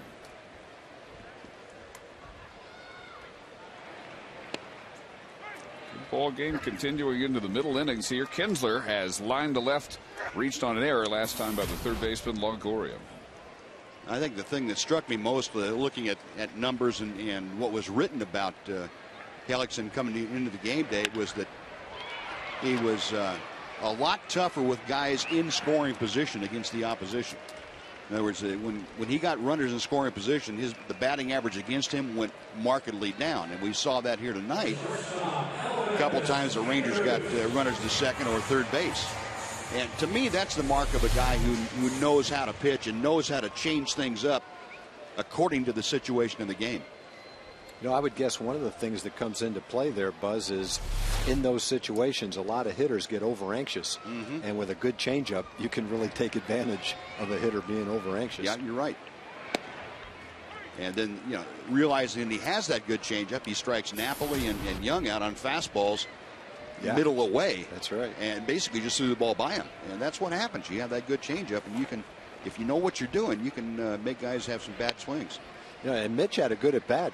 Bases loaded. He battled. He got to 3-2. He threw him his changeup, and he lined it pretty well into right field. A little luck he could have got it in the gap. Yep. Well, he's handled Elvis twice, a strikeout and a one-pitch inning-ending double play in the third.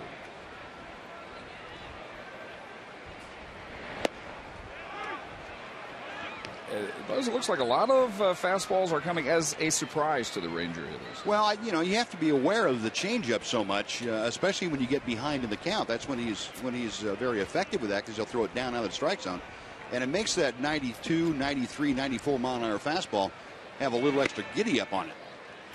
So even if you're just thinking, well, I've got to be alert for the changeup, and you're still trying to hit a fastball, you get caught in between sometimes. I guess the big question is, how has he lost 9 games this year? Well, they've scored less than one run or less 9 times. So some of it has had to do with support, I guess. He lost his last game to Doug Fister in Detroit, 2-0.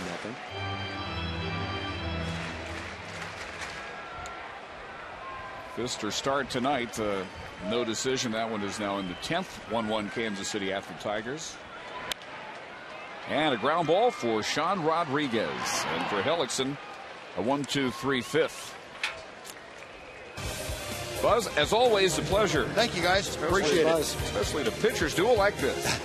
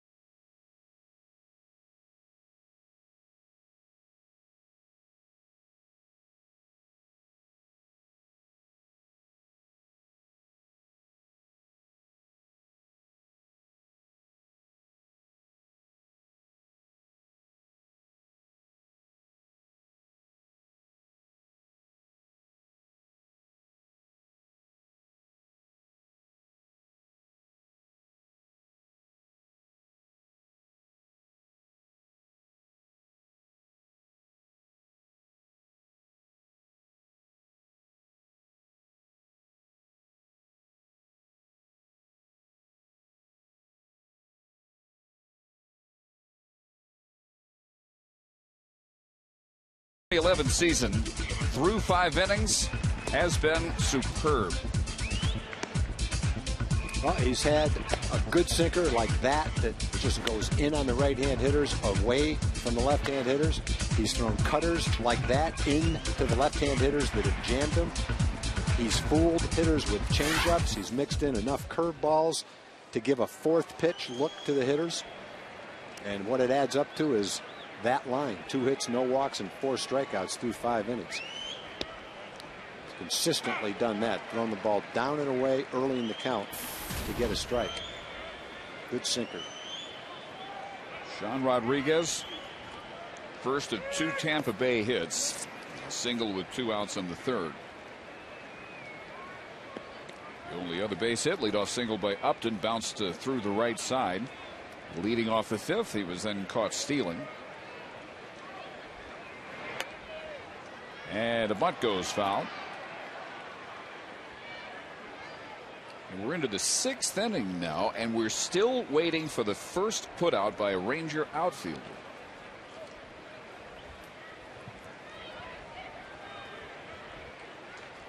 We had a good view out there of a fantastic start so far by Scott Feldman. Hamilton, Chavez, and Murphy have.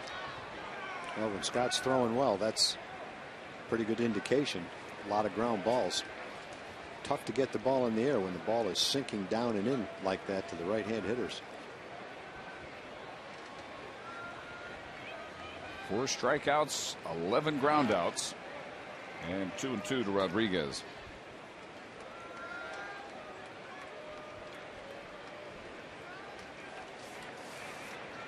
Ron Washington before the game talking about trying to get 80-90 pitches out of Scott. He's about to throw his 79th, and based on the results, you'd have to think Wash is reconfiguring his expectations, as that one just misses the curve and it's 3-2. He ran the count to 3-2 on Rodriguez in the last at bat by missing with a curveball. Rodriguez lined the ball into center field for a base hit, the one hard hit ball that they've had. Did he go around? No, says John Hirschbeck. There is the first walk of the night. Check in with Jim Knox. All right, Dave, big crowd coming in here to the ballpark tonight from East Texas on the Fox Sports Southwest Fan Express, all the way from Tyler, Texas, courtesy KTVP. Great ride they had. We had a lot of older fans and also the youngest fan. How old? 5 weeks old. What's her name? Aria. All right, taking her in her very first Ranger game, of course, and who knows, maybe 5 years from now you can tell her she saw a big win, right? Okay. All right. All right, good to have the folks from East Texas in. Great towns over there. Very good. Okay. All right, Jim, here is Desmond Jennings, runner going, and out at second base on the second. Terrific throw by Yorvi Torrealba. That one wasn't quite as accurate, but if you're going to miss, that's the side you want to miss on, the first base side of second base. You miss on the shortstop side, it's too tough of a tag. But if you miss a little bit to the right of the bag, you can still get the out. Nice play by Ian, short hopped it and threw out Rodriguez. Well, in this kind of a game, you just can't say how important a good throwing catcher like Torrealba has been. The leadoff hitter had gotten on base in the 5th and the 6th, and he erased them both by throwing them out stealing. Nice play by Ian, too. He's got to short hop that ball and then make the tag right at the same time.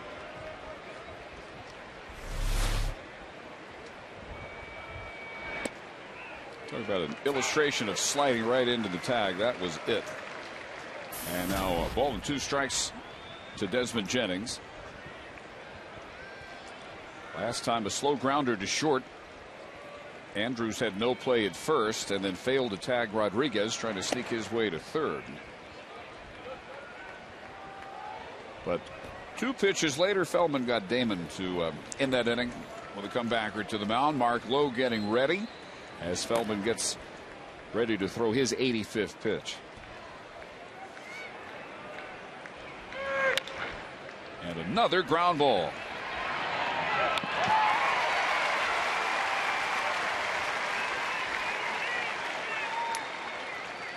Two gone in the 6th. Damon will be next.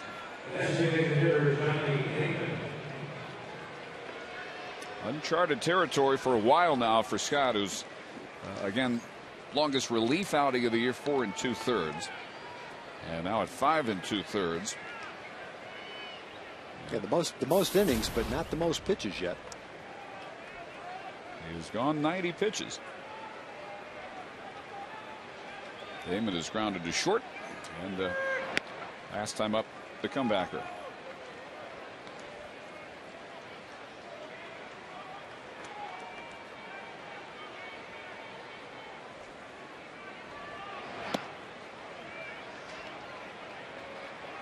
Damon with the 2-homer game, closing out the Toronto series.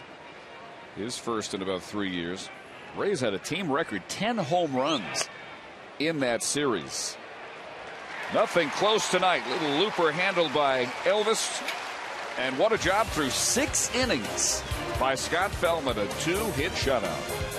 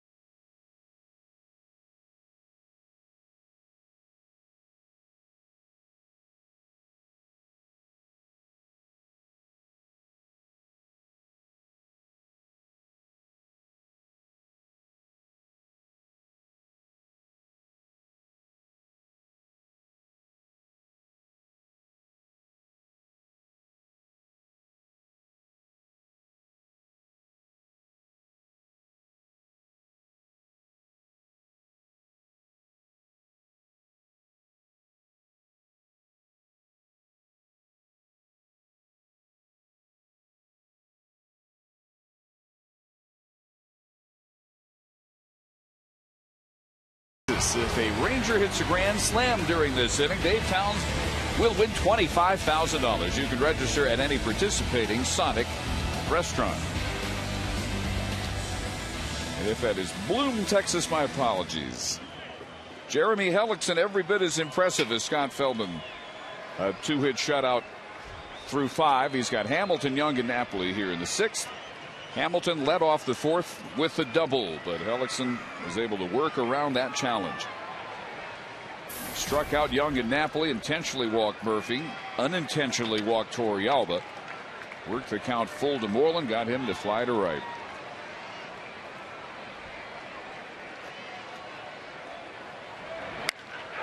And that one flies way back to right field. One of the longest shots in Rangers ballpark history, way up in the upper porch, and the Rangers take the lead. That's the farthest the ball has ever gone in the right field porch. Now, it may not be the longest ball because he pulled it, but that was a blast. And Hellickson had thrown Josh the last at bat 5 out of 6 changeups. He missed with the only fastball, and that time he tried to sneak a fastball by him, and Josh was ready for it. Wow, that was a blast. Now you wait for Josh to hit one like he really can. Well, there it is.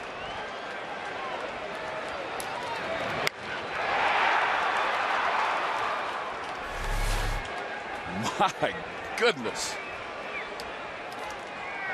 Well, tough act for Michael Young to follow, and we've got a winner. Dave Towns, $200 for the Sonic Slam. That is a good 4 rows above the vomitory. Way up There's been a couple of balls hit even with it, maybe a row above it. I don't believe there's ever been one hit 4 rows above it.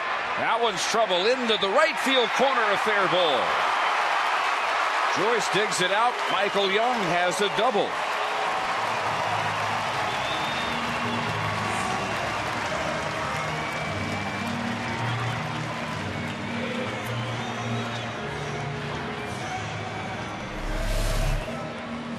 Fastball away. Michael had fouled off a couple of fastballs in his last at bat and then missed one.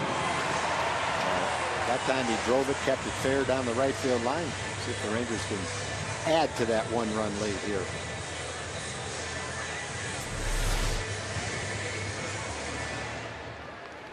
"37th double of the year for Young. And now Mike Napoli, who is grounded to third and struck out. Still waiting on the distance estimate on that home run by Josh Hamilton. That's got to be 475.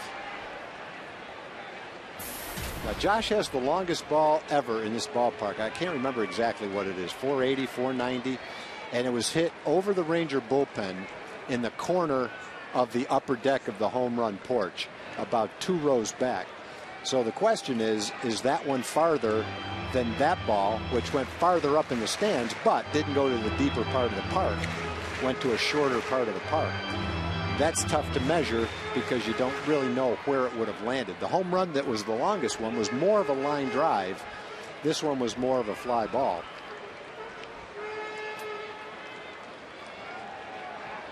I'm saying four. I'm going with 479. And your guess on the longest ever was 490? I thought it was 490. It was exactly 490. Yep. I don't think this one's going to measure as far, but we'll see.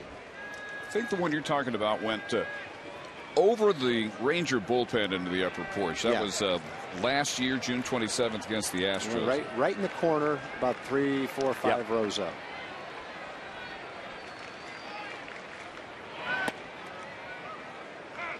Good curve to Napoli. The second longest home run in ballpark history. In the inaugural year, 1994, by Jose Canseco, a 480-footer. Well, that hit the back wall of the visitors' bullpen about a third to half the way up. Josh has the third longest. That was 2 years ago against the Angels, 460. So at least this has got to be, you'd think, the third longest. But they're still calculating. It is Josh's 19th of the year.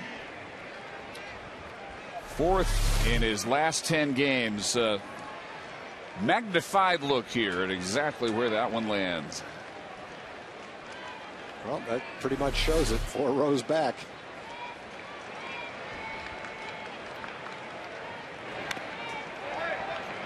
I wonder what that would have looked like to the people in the lower part. That ball, it must have been so far above them they would have had no idea where that thing was going to land. You're not going to believe this estimate, Tom. 449 feet. Oh, well, he pulled it. I thought it would have been farther. And it's hard to gauge because it hits up there high and you don't know where it's coming down. And there's been ones 460, but they were hit maybe 30, 40 feet to the left of that, to the deeper part of the park. I can see why the number came out that way based on the unscientific way they arrive at it. And again, it's not scientific, it's not exact, it's more for a gauge, it's more for fun, it's more for guessing. So I could see how they came to that number, but I think it was farther than that. What was it? 4 what? 449. Had to be in the 50s anyway. If there's no upper porch, that's another 40, 50 feet. Stroke to left field by Napoli and a base hit. Young had to make sure that Jennings wasn't going to come in and make the catch, so he only makes third base, but that's 3 straight hits off of previously almost unhittable Jeremy Hellickson. He's still throwing the ball well. I think a little bit what's going on is some of the Ranger hitters, the good Ranger hitters in the middle of the lineup, have seen him a couple of times. They've seen a lot of changeups. They've seen a lot of fastballs. There's not much threat of a curveball, so for the most part, you can narrow him down to 2 pitches.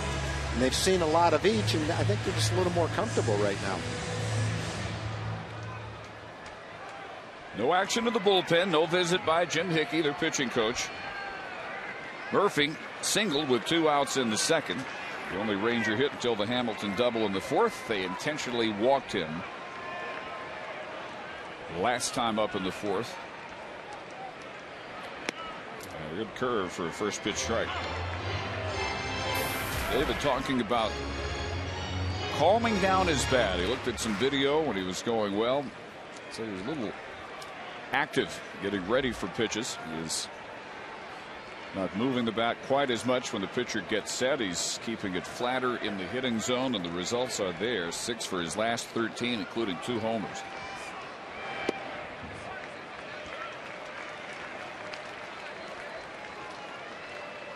And again, he had an outstanding September last year for the injured Josh Hamilton. 355, 3 homers, 17 runs batted in.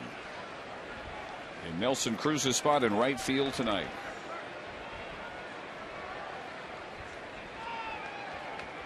With Cruz on the DL, another hamstring injury. That one is in there for a base hit, and it's 2-0.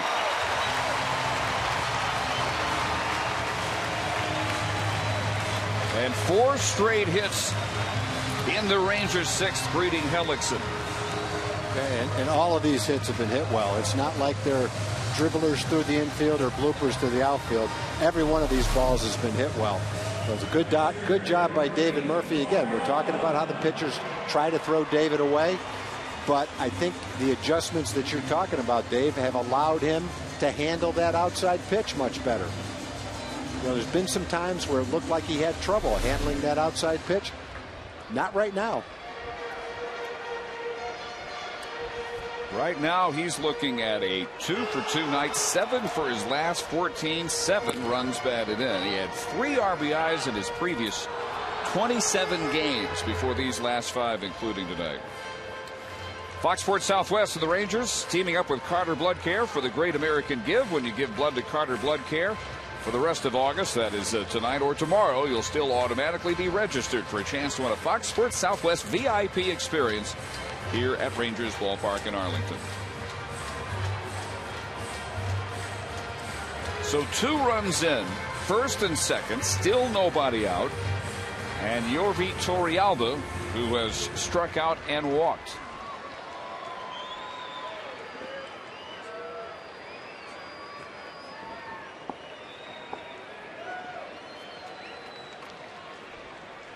Bunt situation right here. See if Yorvi can move the runners around a little bit. Oh, the fake bunt, but it's going to be a bunt. Swinging bunt. That did the job. Well, that's pretty good right there. He tried to move the runners, and he did.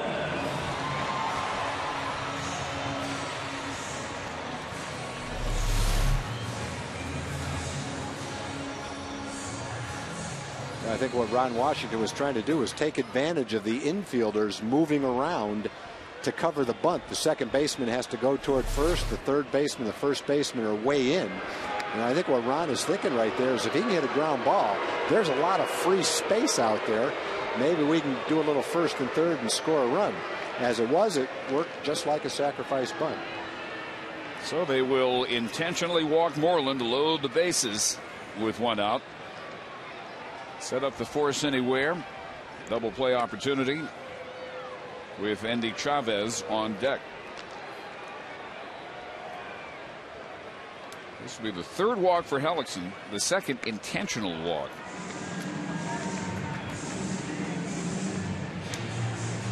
So Mitch on his way down with Napoli at 3rd, Murphy at 2nd, and now Moreland at 1st. And 1 man out. Opportunity time for Andy Chavez this Sunday. In a pinch hitting role. Squeezed a 2-run single through a drawn-in Angel infield. Hoping the Rangers put that game out of reach. Well, here you go again. Close game. A pulled-in infield. And a chance to do the exact same thing. Outfielders are very shallow against him. He's got a little more power than that. Especially left center field. He drives one like he can. Those guys are going to be running for a long time to catch up with it. Last time he tried to bunt his way on, leading off the 5th. But swinging away here. It's kind of what we were talking about when Buzz was here. Bases loaded, hitters get a little bit anxious, and that's a good time to throw a changeup to a hitter that's looking for a fastball and can be just a little bit over anxious.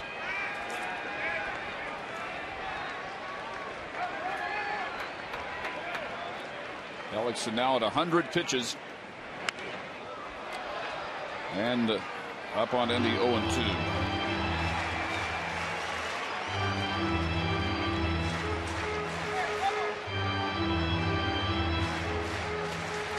.25 RBIs on the year.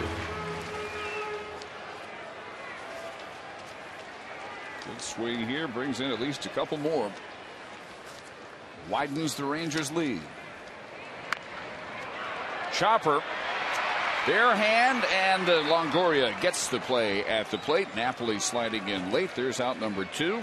Exactly what they were hoping for by walking the bases loaded, and now it's up to Ian Kinsley.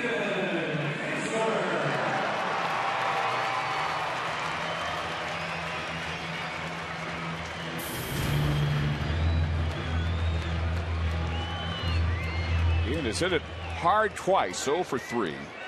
Line to left. Last time a ground ball on which Longoria made a quick reaction and threw him out. Longoria in between allowed him to reach on an error back in the 3rd.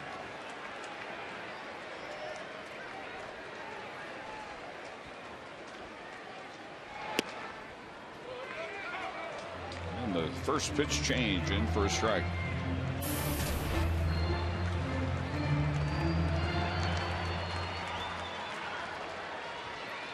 It's surprising to see Ian with no career grand slams. As a leadoff hitter, how many opportunities does he get? It's certainly the power to do it. 21 homers this year. But behind here, 0-2. Hitting first, no one besides Ricky Weeks can compare. Going back to 2008.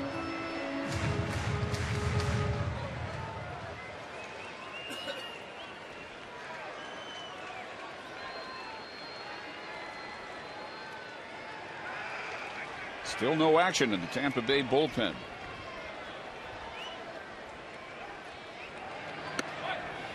The pitch is high. Gomes was up, throwing, now standing and watching. Throwing an occasional pitch. He's probably warmed up and just staying loose just in case right now.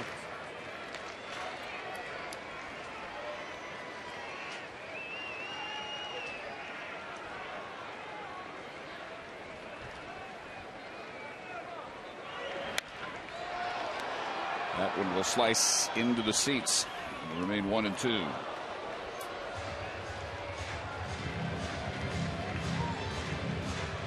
Second straight start. Ellickson has allowed 2 runs on a night in which he has been very ill served by his offense. And Scott Feldman has 2 hit the Rays through 6.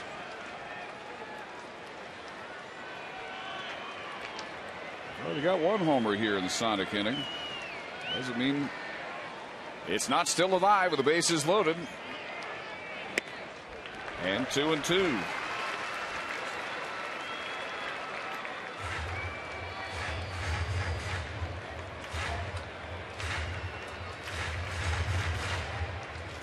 If he were to go deep, Dave Towns would be $25,000 richer.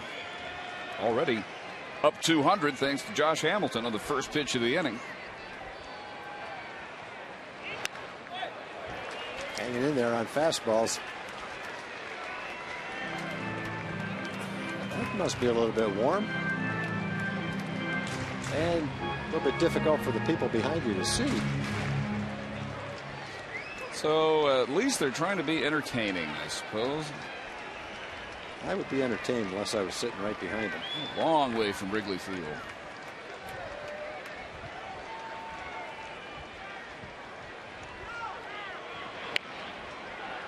Another foul.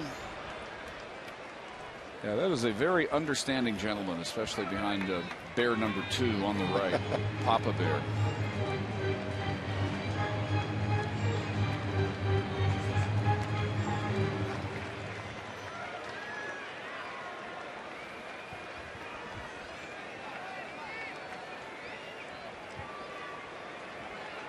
This will be the 29th pitch this inning by Hellickson.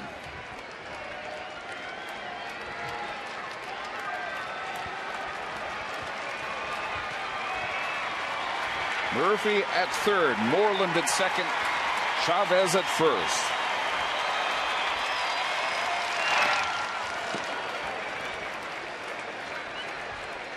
Kinsley will see at least one more.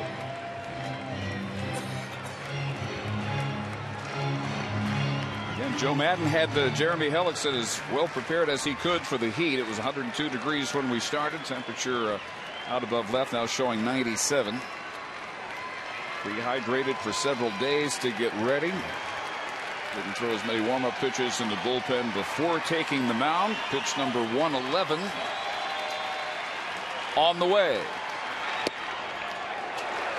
And a full count with the bases loaded. He's having to work for this at bat. You know, he's right at the part of the game where he's reaching the most pitches he's thrown. He's over almost 110 pitches. It's hot. He's tired.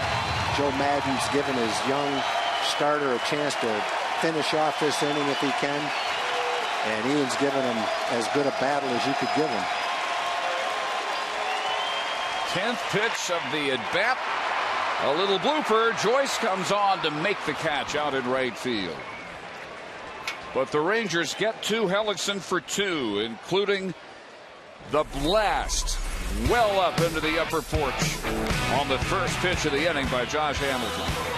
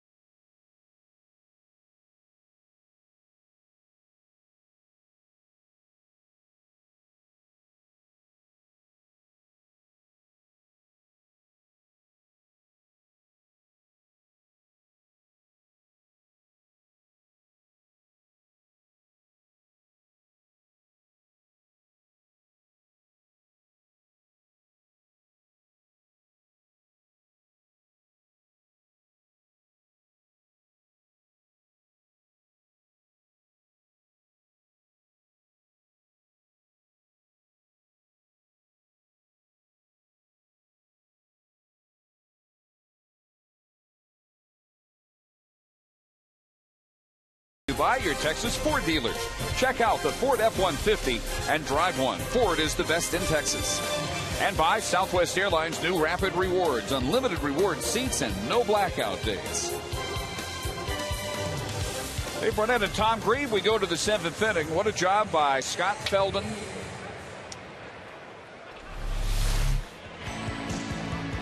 Moments ago, Erin McTighe, Mike McTighe's daughter, stealing the base between innings. She got there with plenty to spare. 7 seconds to spare. Averting security. That's one of the best finishes all year. Well done, Aaron. And well done, Scott Feldman, who gives way to Mark Lowe here in the 7th.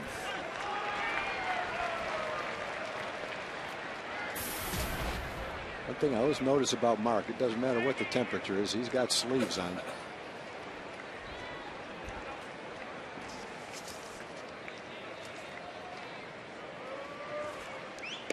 Mark working for the first time since Friday, gave up 2-run home run to Howie Kendrick of the Angels. First he had allowed since the 15th of June. But his last 17 games, an ERA of .251.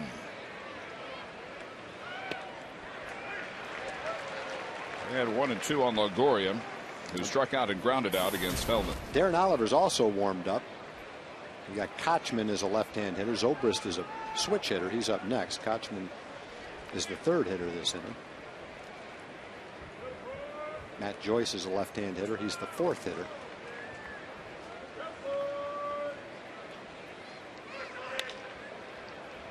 We've seen a ton of those tonight.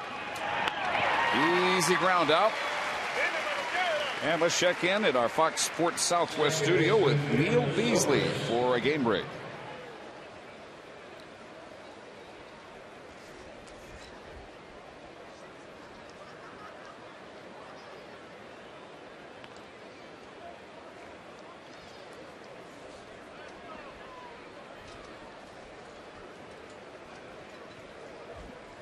All right, Neil, that is the Yankee team that leads these Rays by 7.5 in the wild card race in the American League.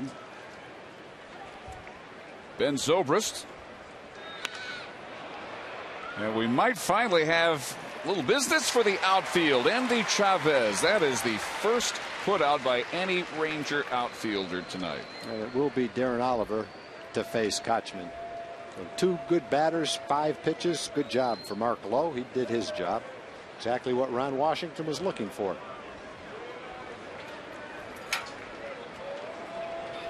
Feldman went 6 shutout innings, 2 hits, 4 strikeouts. Milwaukee threw 86 pitches, 52 for strikes.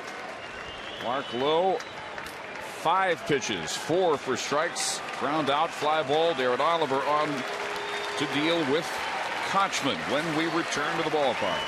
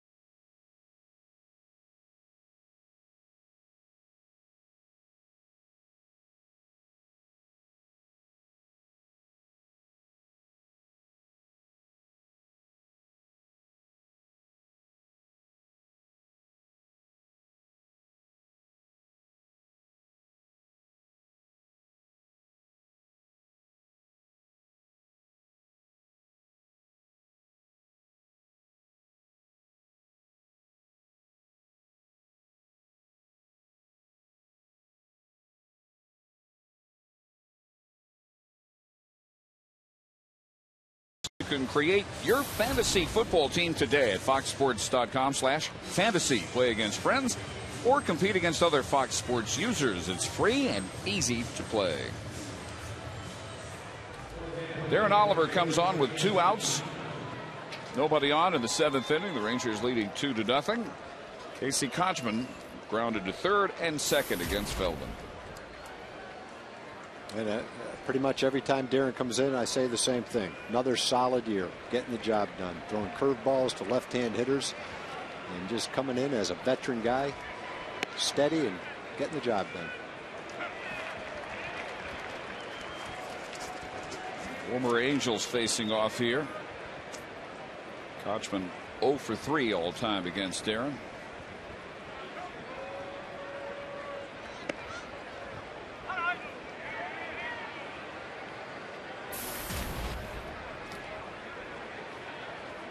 Number 5 hitter in the league coming in. And a diving stop by Ian Kinsler. That's getting the job done right there as well.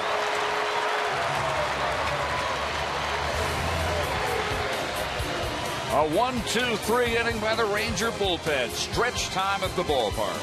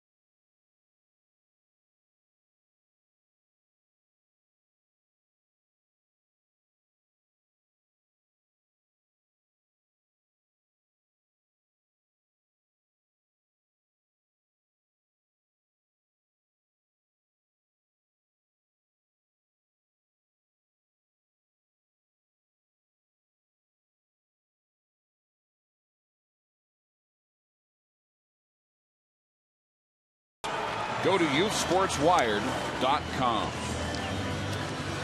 Both starters are out of the game as Jeremy Hellickson lasted 6 innings, allowing 2 runs on 6 hits. He struck out 4, walked 3, 2 of which were intentional.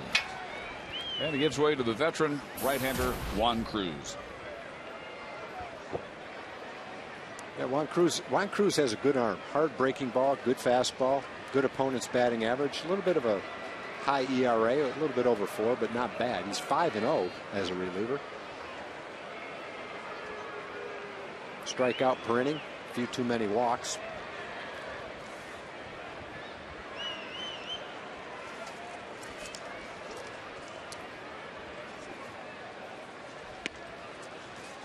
First pitch, a breaking ball to Andrews.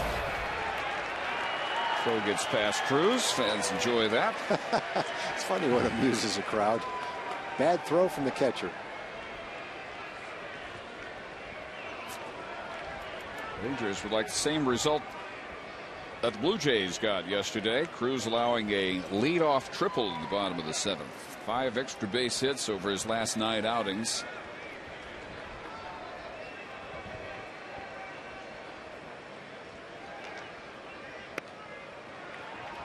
Elvis has struck out, grounded into a double play, and last time up, grounded to short to complete the last shutout inning by Jeremy Hellickson. But Hellickson forced to throw 31 pitches in the 6th. And the Rangers got 4 hits in the inning, but settled for 2 runs, 1 on the leadoff home run by Hamilton, as Mike Adams will be ready for the 8th. Hamilton shot followed by the double into the right field corner by Young. Then the single by Napoli got Michael to third, and Murphy's single brought him in.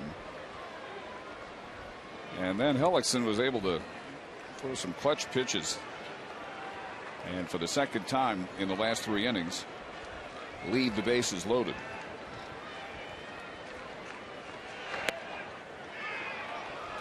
Elvis on his way, but 3-2.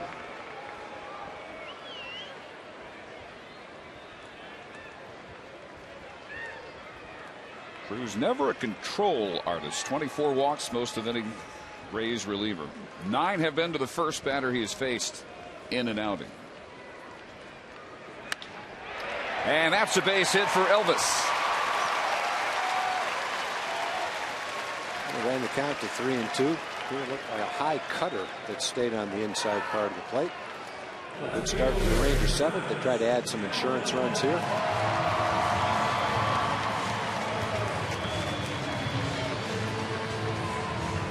Good game for Josh, too. He lined out his first time, then doubled off the warning track in center field on a changeup, and then launched a fastball to right field.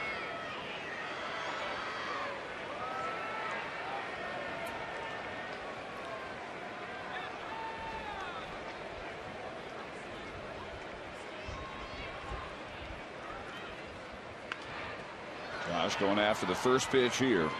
Well, if he does go the other way with a ground ball, they get a base hit. First pitch in the 6th inning went a ways. 4 rows above the vomitory, upper half of the home run porch, officially 449 feet. But Tom, can you see Josh Hamilton hitting a pitch any better than that?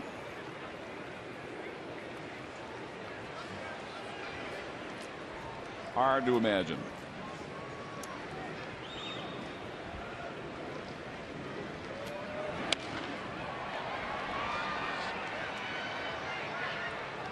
Tom, we talked going to the Angel series about Josh's frustration with himself, not driving the ball the way he had, kind of settling for contact. You see him kind of reestablishing himself over these last several games? Well, I think you have to say that when you look at the ball he hit off Jared Weaver. He hit a changeup away to center field out of the ballpark for a 2-run homer.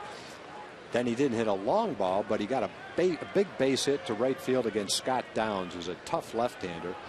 And then look at this game today. Hellickson's got an excellent changeup. Josh hit it to center field for a double.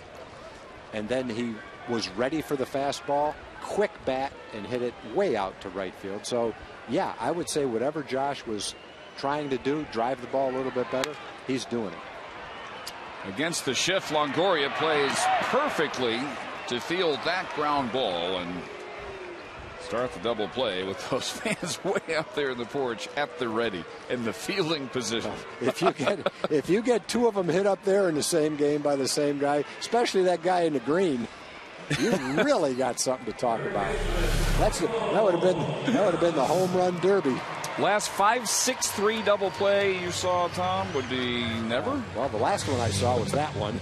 Before that, I can't remember. Joe Madden loves the shift, probably more than any other manager, at least in this league. So here's Young, who bounced to the mound, struck out, and then a ringing opposite field double. Looks at a first pitch breaking ball for a strike.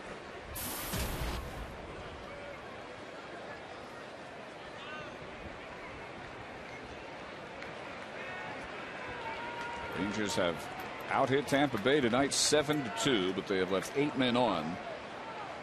So the Rays still very much in this game. Up against the Ranger bullpen.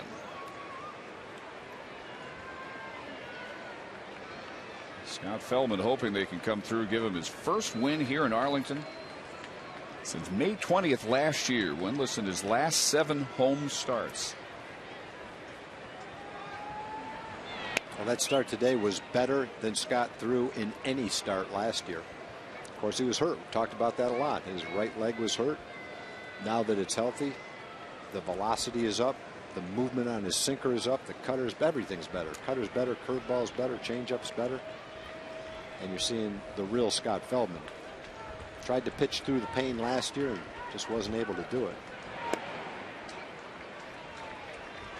And Ron Washington was unequivocal in calling this a spot start for Matt Harrison, who has been struggling.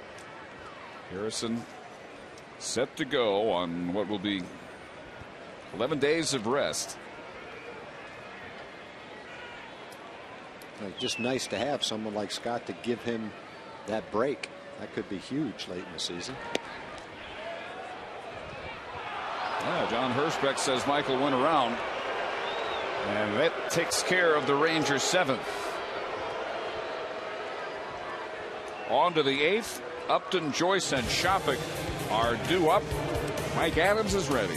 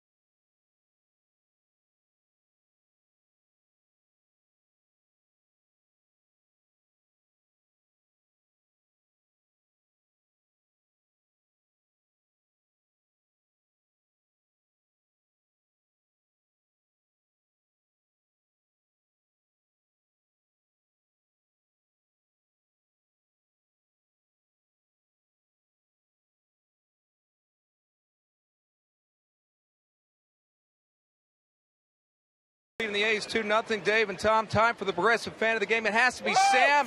Mentioned earlier, they're watching the Armed Forces Network in England. Well, he happens to be from England. Comes all the way in to visit his uncle. First thing he did was get a cowboy hat. Been cheering for the Rangers all game long. Sam, here's the bag. Here's the hat. What do you have to say, buddy? Oh, I'm chuffed to bits to be here, Noxie. I love America. Woo! Yeehaw! Hey, Jake, don't touch my stuff. Mum, I love you. Hi, Andre. I love America. Woo! Right, Sam, happy about the fan of the game. Way to go. Root for the Rangers. There you go. There we go. There we go. Hope you're listening carefully, Jake. For someone to be that happy about America, I'm guessing he met a girl here. I mean, he loves the ball game. He loves Jim Knox, but I'm guessing there's a little something else going on. Mike Adams on for the 15th time in a Ranger uniform. Not many of the Rays have seen him at all. Upton has seen him once.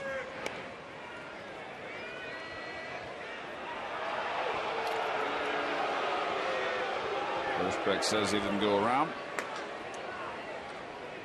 The member of the Tampa Bay roster, at least at the beginning of the year, who had seen Adams the most. See the borderline call. The now retired Manny Ramirez. He was 0 for 3 with 2 strikeouts against Mike. Manny Ramirez. That is this year? That was coming into this year. No one else has seen him more than twice. I don't think anyone's seen him since then more than twice either. I wonder where he is. You know, the way he went out, he should hide. There's a question for a good Snoop. Enterprising investigative journalist. Track down Manny Ramirez.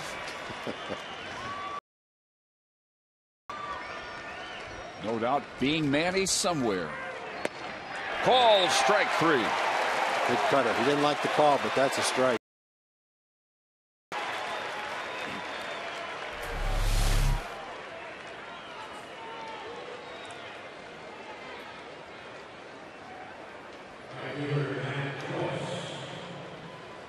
As Diaz let him know, too, right there on the edge.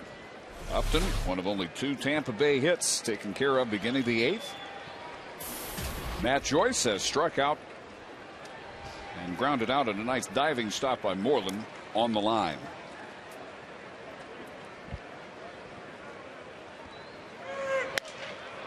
Broken bat roller for Kinsler.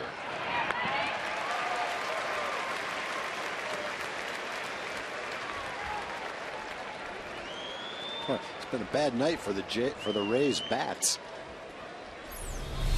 As we look at our Nissan pitching matchup, game 2 of this series tomorrow, 7 o'clock here on Fox Sports Southwest. And good pitching matchup, James Shields against Alexi Ogando. You're going to see another Rays pitcher with a great changeup. Shields, I think, is a little bit like Hellickson. I should say Hellickson's a little bit like Shields, but Shields has more pitches. Shields also throws in the low 90s with a great changeup, but he's got more pitches to go along with it, more experience. Having a great year, 10 complete games. Well, in Shopik's spot is the pinch hitter, John Jaso. Shopik struck out twice. 2 of the 4 rung up by Feldman. Jaso having a disappointing year.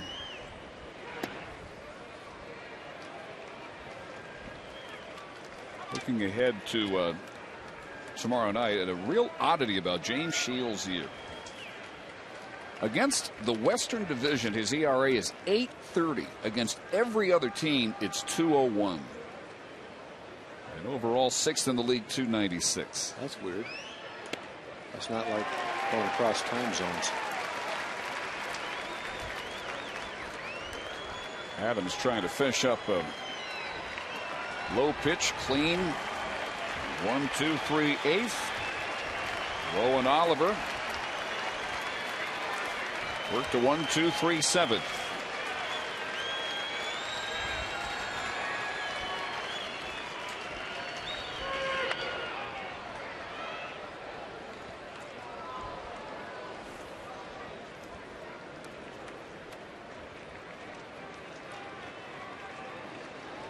Okay, so last year, the Rays' best hitter on the road at .315, over 100 points better than he managed at the Trop. He was their leadoff hitter for about a quarter of the year. Most of that as a catcher. Joe Madden not afraid of that idea.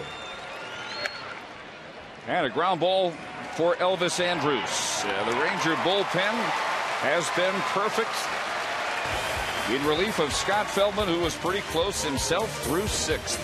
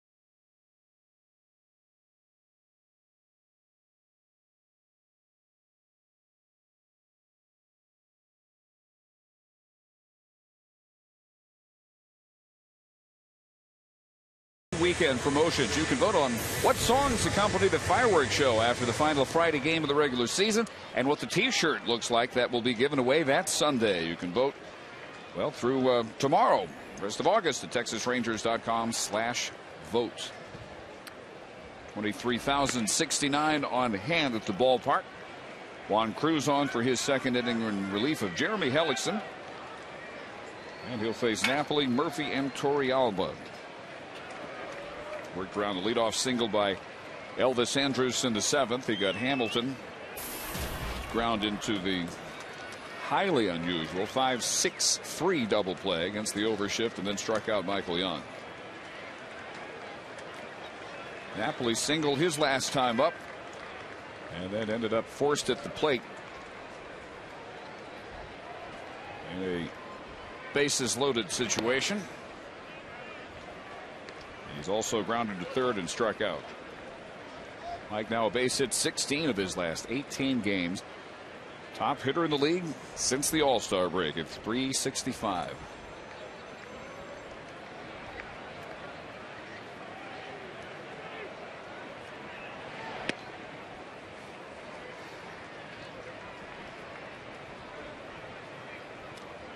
Had some internet issues here, but we can now tell you that the Angels lead at Seattle 1-0 in the top of the third.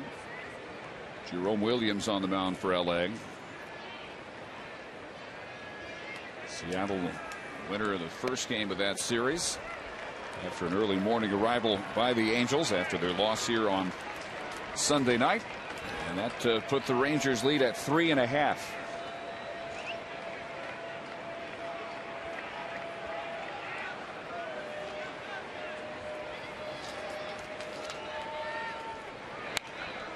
Napoli swings away at 3-0. He was swinging 3-0. He got his pitch too, right down the middle of the plate.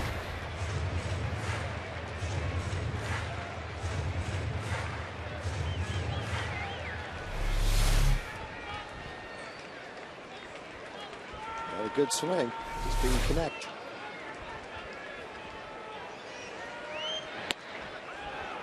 Same thing there. He was just saying, fine, here's another one. Mike's thinking right now, okay, missed a couple of them. Got to think he's going to throw another one right here. What do I have to do to hit this one?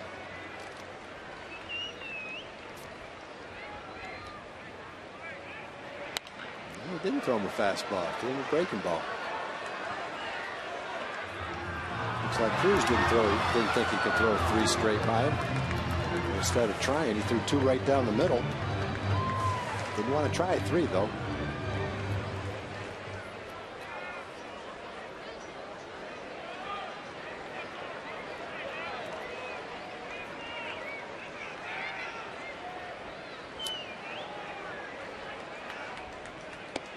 Yeah, back to the heat, and he was able to check his swing, as Sean Hirschbeck confirms, and it's a leadoff walk.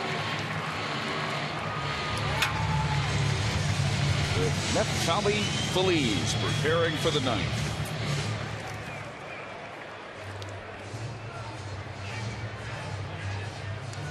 And Joe Madden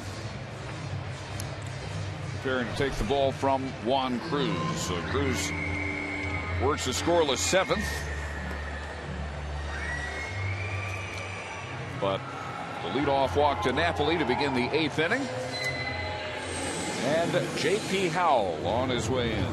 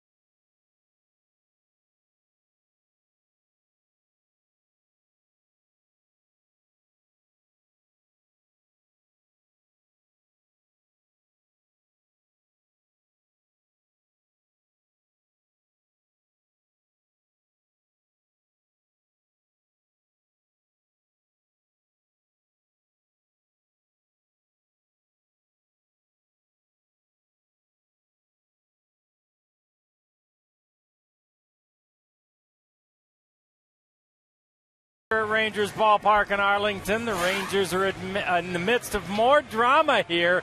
This is another nail biter. John Radigan here on the set of Rangers Live, and we get to talk about this one afterwards. Lots of post-game coming your way on Rangers Live. We'll have a couple of on-field interviews. We've got lots of analysis. Steve Busby will join me. Of course, Dave and Tom. You'll hear from Ron Washington. Lots of the players. Hopefully the Rangers hold on to another dramatic win, and we have Rangers Live right after, guys. All right, first pitch from Howell to Murphy results in the force of Napoli at second base. J.P. Howell comes on in relief of Juan Cruz. And with one out, Murphy now at first for Torrealba. Look at the numbers for Howell on the year. Yeah, he struggled a little bit so far. Walk total is up, 18 walks in 25 innings, giving up 4 home runs. ERA is in an area where he's not accustomed to seeing it. Howell started at USC, transferred to UT, 25-4 there with a 231 earned run average in 2 years. Broke Roger Clemens' 2-season record for strikeouts. And a first-round pick by Kansas City in the 04 draft. 15 games with them as a starter in 05, and then on to Tampa Bay for Joey Gathright and Fernando Cortez. Joey Gathright, he once jumped over a car. That's what I remember about him. He could fly. And the story was that someone bet him in his neighborhood that he couldn't jump over a car, so he did it. Why else would you jump over a car? I don't know why. Why would you even think of it? Pretty athletic if you can do that, though. To win the slam dunk contest, maybe, in the NBA.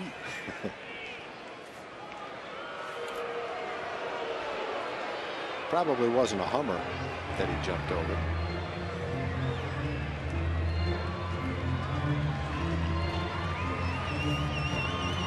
Torrealba. Strikeout, a walk, and a comebacker to the mound. There goes Murphy, as that one will land in the seats, and it's 0-2. We look ahead to the Tampa Bay ninth. They're 9-1-2 hitters. Rodriguez, Jennings, and Damon. And Joe Maddon's lined up to face Feliz.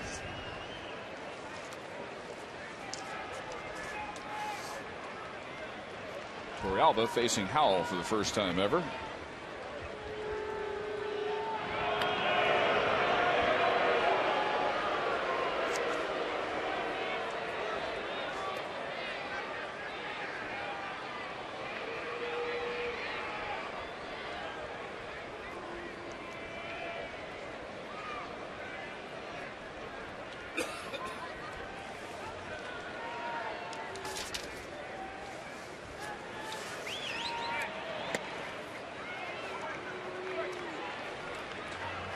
News on Adrian Beltre, pulled early last night in a rehab outing with Round Rock because of rain. Ron Washington said he will be up no earlier than Thursday, last game of this series. Then earlier today, Leones Martin and Mark Hamburger both called up from AAA. As the throw barely flagged down at second base, Murphy gets the stolen base.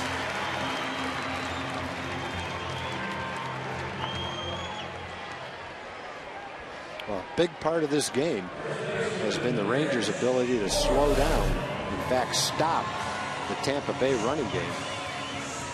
Middle of the game, 2 leadoff singles were turned out to throw out on steal attempts by Yorvi Torrealba.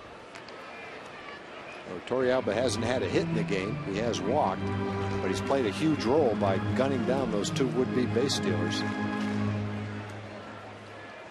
So on the strikeout of Torrealba, 2 outs now. Murphy in scoring position for Moreland.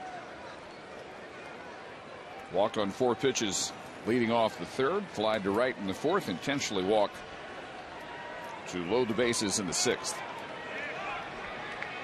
Faced Howell once. Got a base hit against it.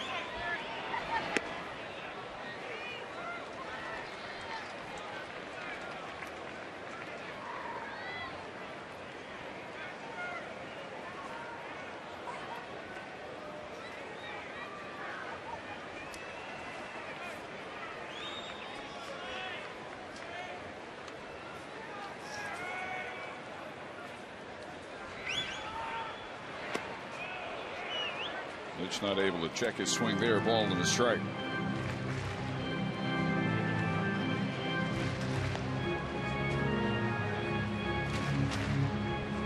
Finals from the American League. Baltimore 6, Toronto 5-10. Ryan Adams walk-off hit. Detroit 2, Kansas City 1. Cleveland 6, Oakland 2. Yankees leading 5-2 at Boston, bottom of the 8th. And now on the top of the 4th in Seattle, still 1-0 Angels over the Mariners.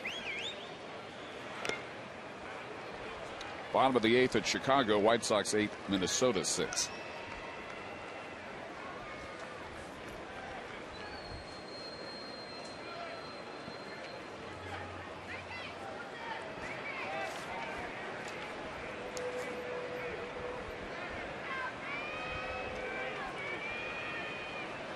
And in the National League, Philadelphia over the Reds 9-0. Roy Halladay's 16th win.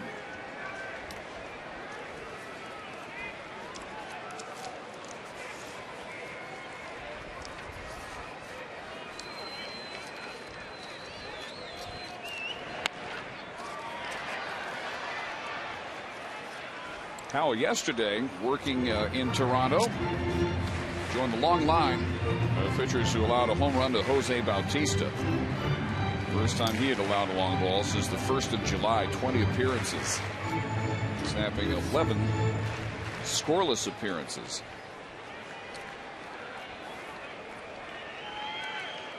Opponents just 3 for 25 against him for the last month. Murphy trying to deliver the insurance run here with 2 outs in the 8th, and that is a fair ball. Flagged down by Kochman. Race to the bag is won by Howell. If he didn't win that race, David Murphy was going to score from second. He just barely beat Mitch to the bag. So Howell keeps it a 2-run game as Feliz comes on to try and close it out.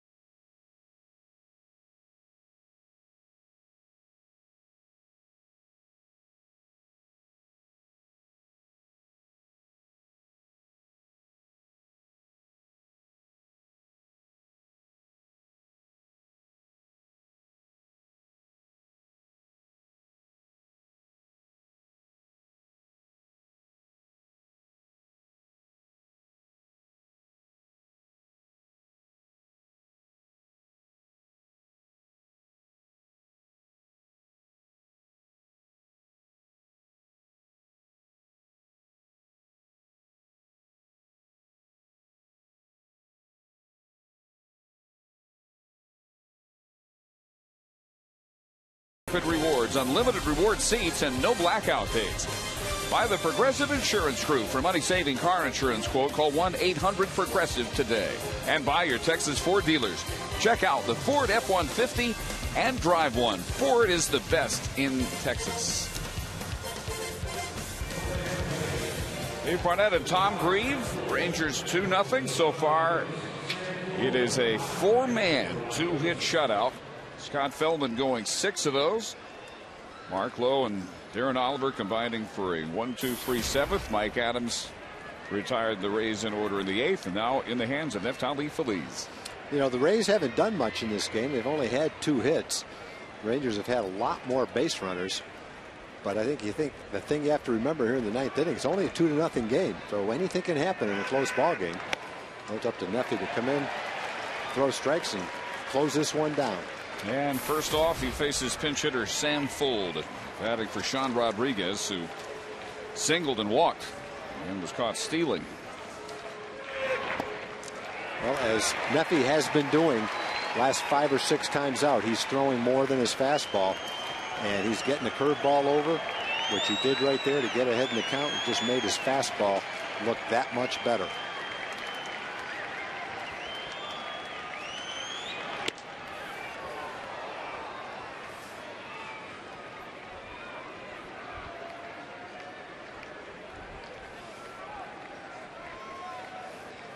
Sam Fuld, little used of late. Took the league by storm in April, boy. He did.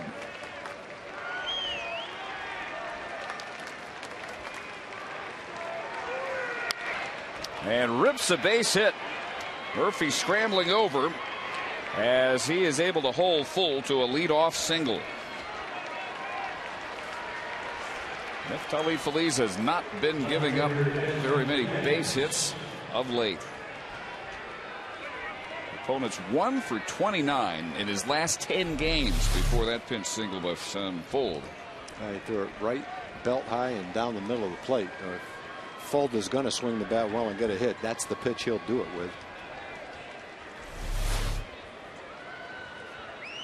Now it's Jennings who takes inside.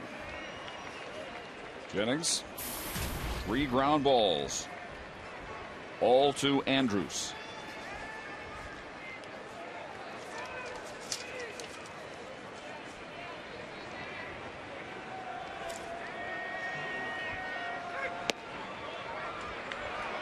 A little bit low there at 98. And it's 2-0. Effie, a scoreless ninth Sunday against the Angels. 9 1/3 scoreless. Last 10 games, 3 saves, 10 strikeouts.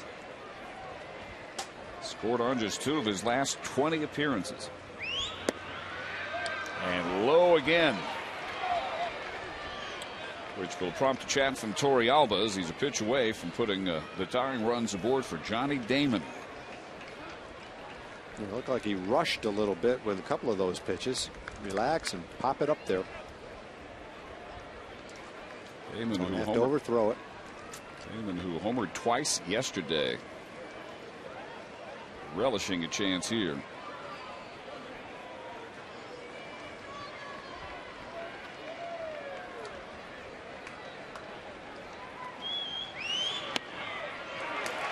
As Jennings looks at a strike at 98.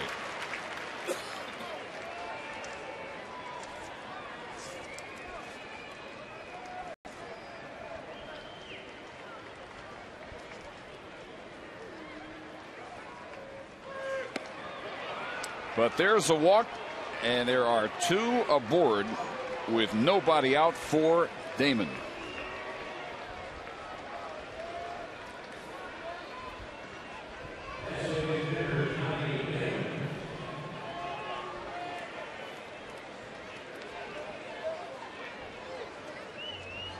Damon has faced Feliz 4 times, 1 for 4. That hit was a double.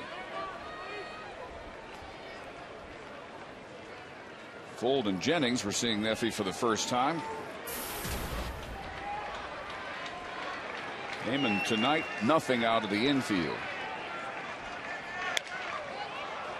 And a pop up here into shallow right. Kinsler out, Murphy in, and over the shoulder. Kinsler can't make the catch.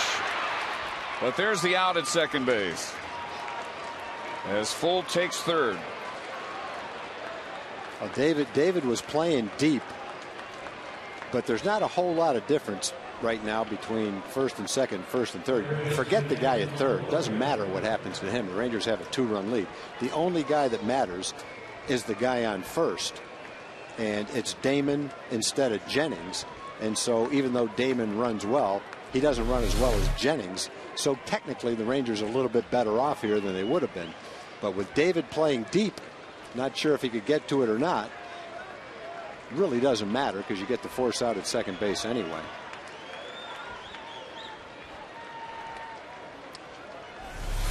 Just so accustomed to seeing Ian make that catch.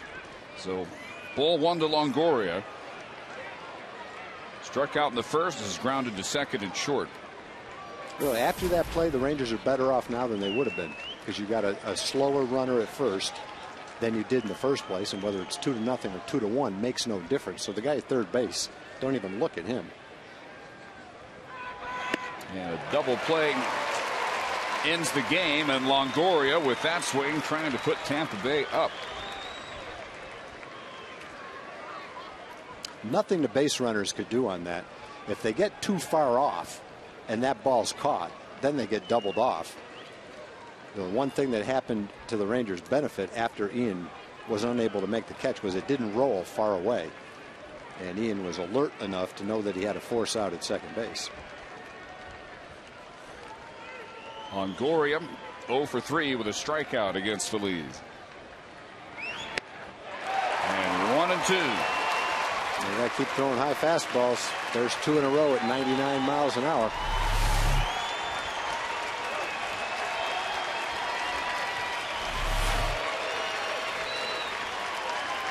24 home runs, 13 since the break, 10 in August, both the most in the American League.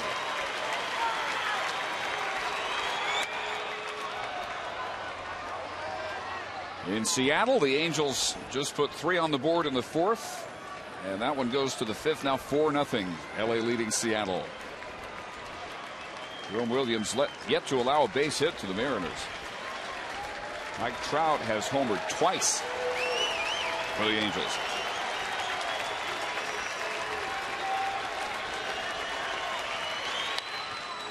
Could be 2 to end the game. 4-6-3, and the Rangers take the first of 3 against Tampa Bay on a 5-man 3-hit shutout. Yeah, and the interesting part about that is he threw the 2 fastballs by Longoria, and the pitch he threw to get the double play with his breaking ball, and Longoria defensively tapped it to second base for the double play. So it started out a little shaky, but Neffy finished it off. That's the bottom line. And a win for the Rangers. They have won 3 of their last 4. Scott Feldman started it with 6 shutout innings, allowing just 2 base hits, and Feliz finished it. There's the pitch. Was an excellent pitch. Tough hop, but Ian handles it, and Elvis guns it over to first to finish off the game. Good game for the Rangers. Excellent pitching. Tremendous spot start by Scott Feldman. They bunched up most of their hits together in the 6th inning. Home run, double, single, single, and that was the scoring. That was it. 4 of the 7 hits came back to back to back to back in the 6th inning. Let's go down to the field with Jim Knox. All right, thanks, Dave. Big win for the Rangers and a big night for Josh Hamilton. You're seeing the ball extremely well right now. Last 8 bat appearances, 5 hits, 2 home runs. That was an upper deck job. It was nice. Let's not talk about it too much. Oh, you don't want to talk about that? No, I'm seeing the ball well. Biggest thing I had to do was just calm down a little bit, take what they give me, see the ball, let it get deep. And that's what's been working for me. Yeah, making it sound too easy. They'll talk about the pitching. Scott Feldman did a good job, and the bullpen did a nice job as well tonight. Yeah, they all did a good job. That's what we need going on the stretch here.